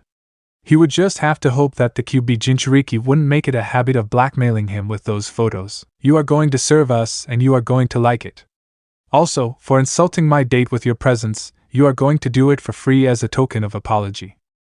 The man nodded hastily and scampered off, swallowing down his anger at his situation and his fear of losing everything if he irritated the blonde any further. "What an interesting way to handle that worm," Xana laughed. "Personally, I would have just scared him into submission. Sometimes it's more fun being subtle," he answered with a grin. The demoness raised an eyebrow at that, and Naruto soon felt a foot sliding itself along his leg. He grinned and returned the favor, kicking off a game of footsie that they only briefly paused when a waitress came to collect their order. Several of the other guests had quite obviously noticed what the two were doing and were appalled at the disgraceful behavior. The owner took note of this himself, but didn't dare do anything about it, for fear of having those photographs delivered to his wife if he tried to get them to stop. The former Jinchuriki and his bijou date spent 2 hours in the restaurant, slowly driving the owner insane as he saw his other guests leaving in a huff as their antics became ever more obvious. When they finally left, the man let out a giant relieved sigh and hoped that they never came back. "Well, that was certainly amusing," Xana said with a grin. "Messing with mortals was so much more fun when you had someone to share the experience with. Perhaps we should come back and do it again sometime." Naruto returned her grin, but more out of the fact that she had enjoyed herself and that she wanted to do it again rather than the fact that they had been slowly driving the owner insane. "Oh, I don't think we'll be able to come back here. At least not anytime soon," the blonde commented. "Why is that?" she asked curiously. "Because I told him that he would serve us and like it. I'm pretty sure I caught him not liking it several times, so I'm going to be sending those pictures to his wife," he said with a smirk. The demoness burst out into delighted laughter. "Naruto, that is absolutely vicious, but you did warn him, so he has only himself to blame. Truly he was one of a kind." She could already begin to feel herself becoming aroused at the mere thought that he could be that vicious to someone who had wronged him in the past. As a demon, Xana didn't really believe in forgive and forget in most cases. It had become shockingly easy for him to inspire such lust in her, something that had never happened to her before. Never before had anyone, human or demon, drawn her towards them like this. She found herself wanting him more and more, to the point that barely a night passed anymore that she didn't go to sleep in his arms.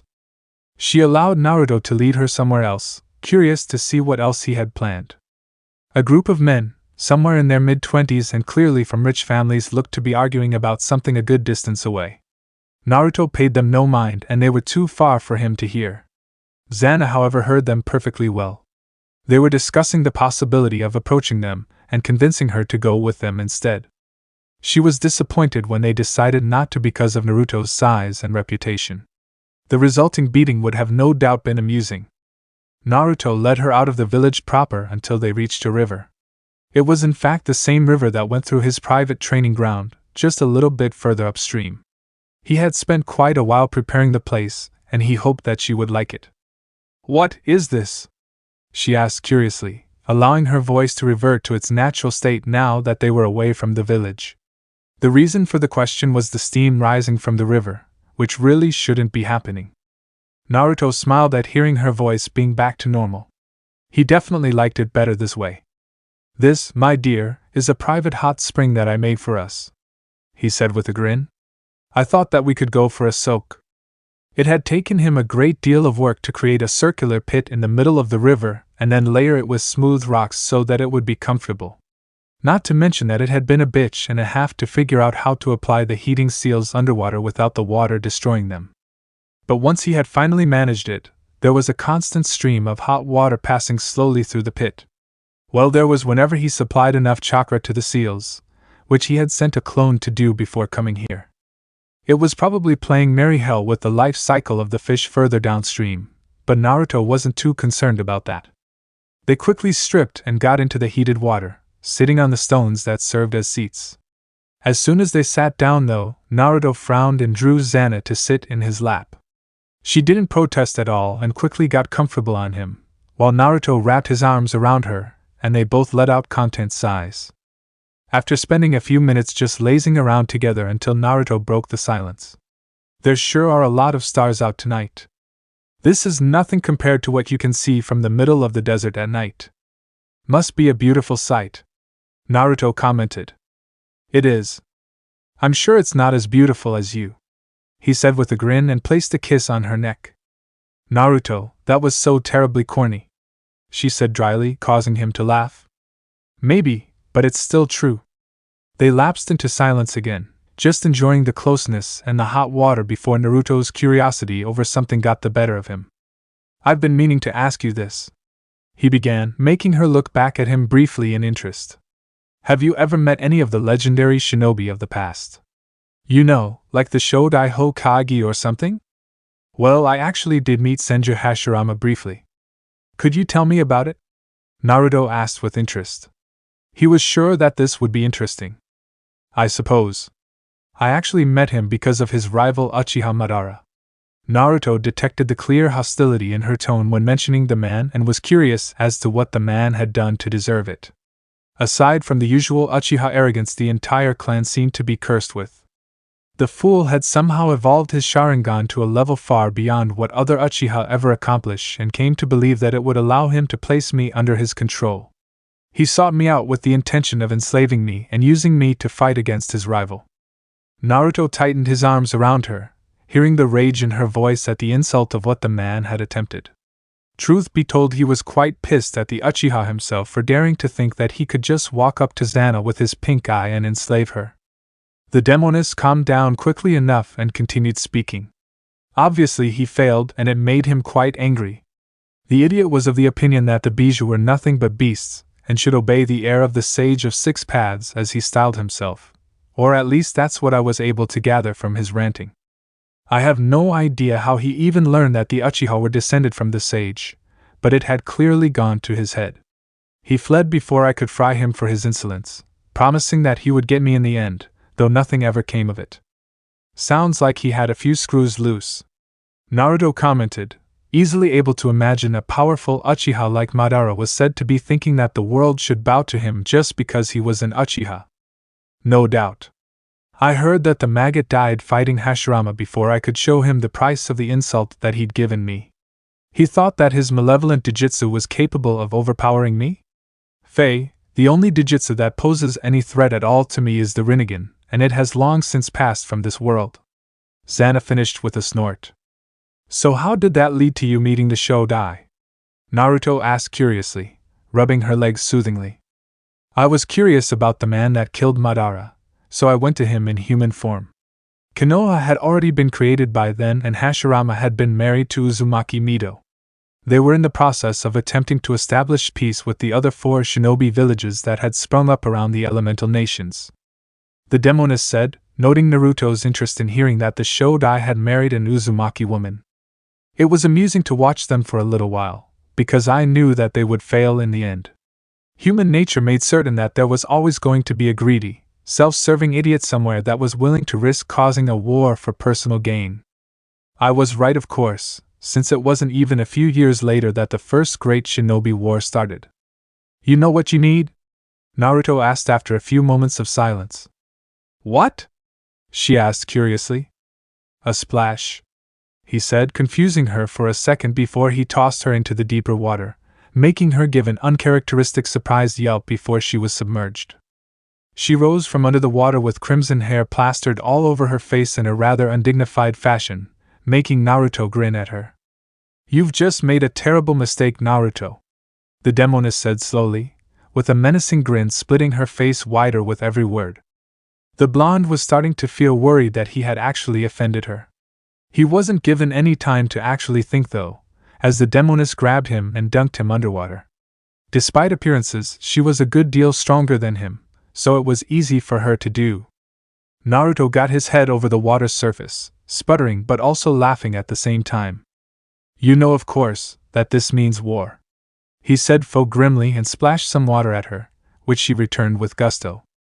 They spent the next several minutes splashing water at each other and laughing most of the time.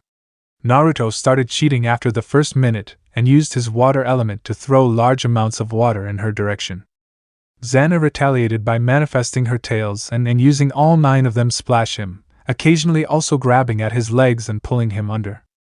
Xana could hardly believe that she was acting so childishly, and how fun it was. It made no sense to her, but this was the most fun she'd had in centuries. She was a millennia-old demon, the most powerful of all demons, but right now she'd rather keep splashing water at a human than blow something up.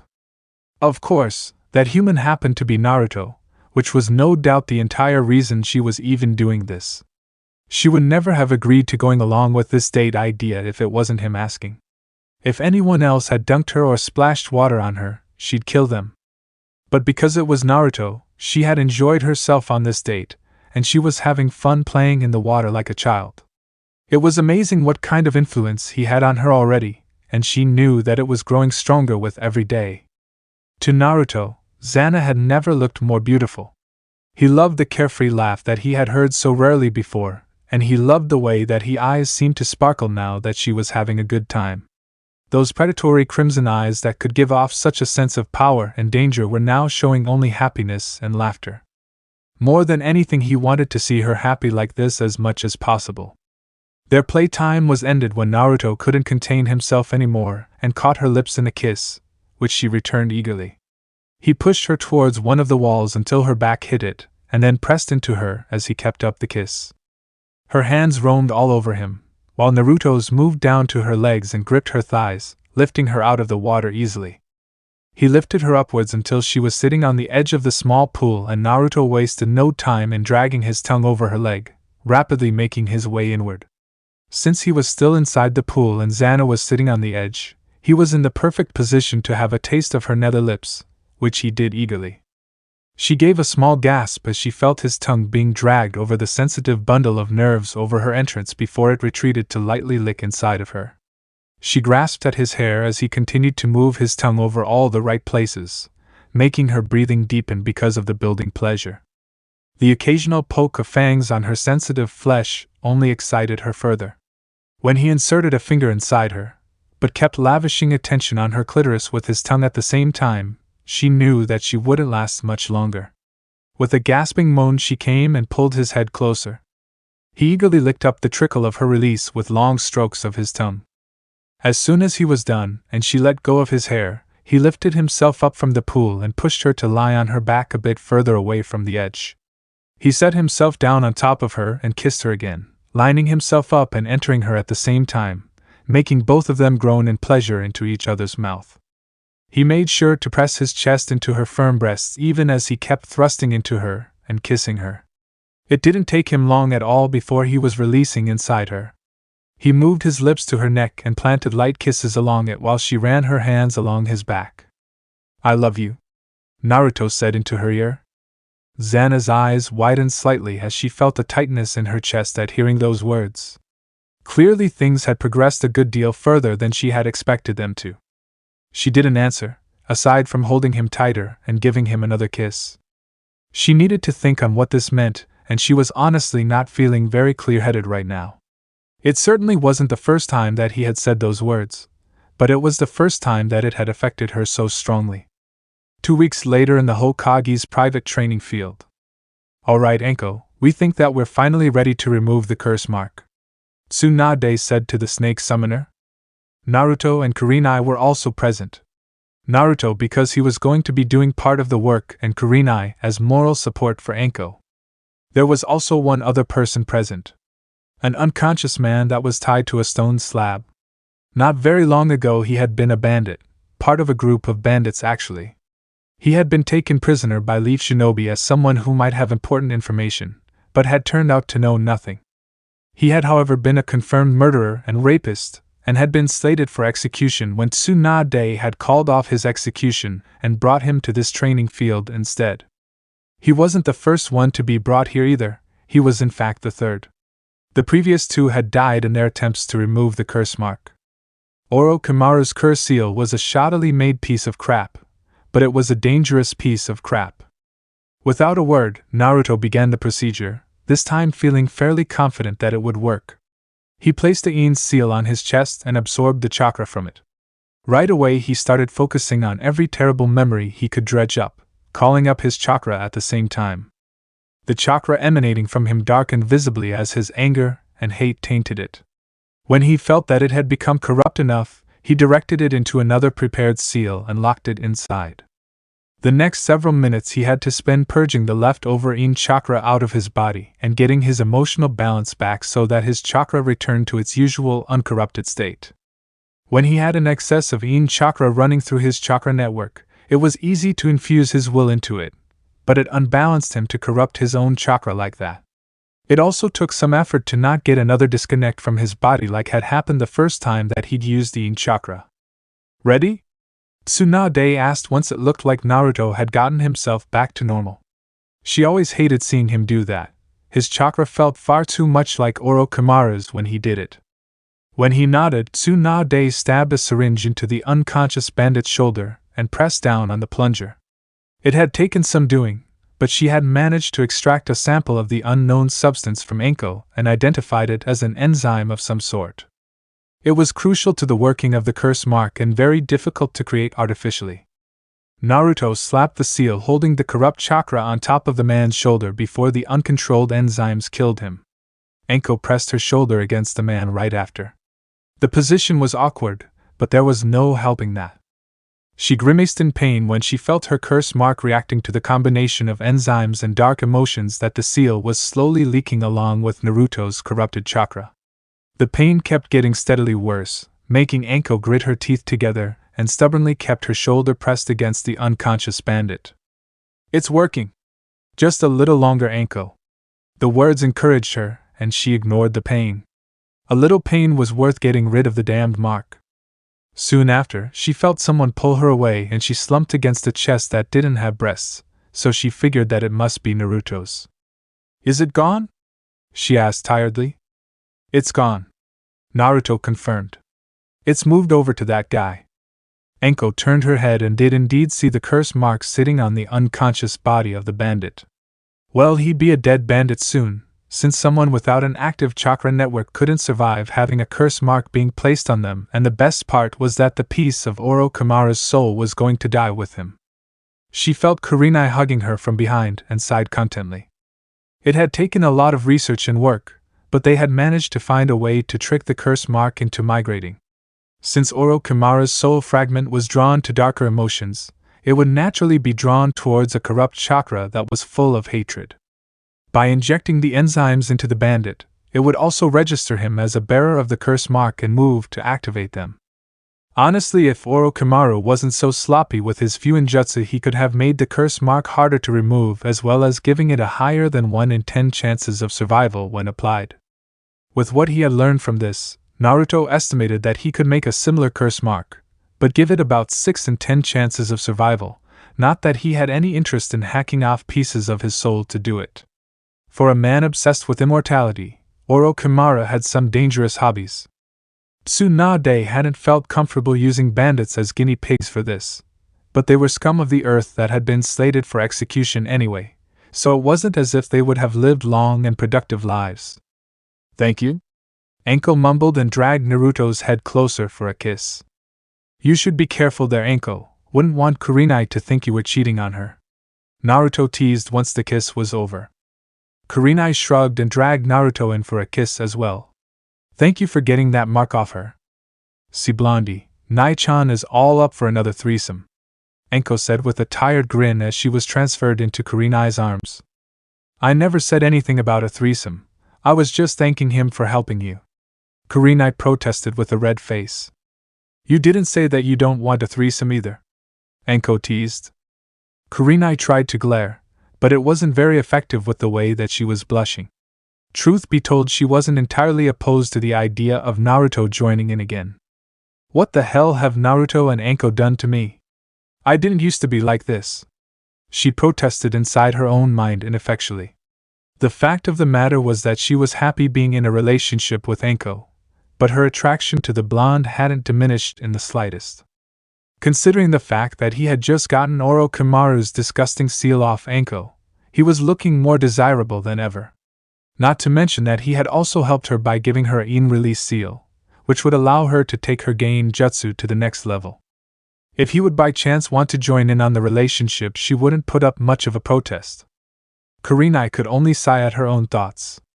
A few months ago, she would have put any man that dared suggest such a thing to her in a very disturbing gain jutsu. But then Naruto takes a stroll through her life and she ends up in a lesbian relationship with her best friend, with vague hopes of adding Naruto to it.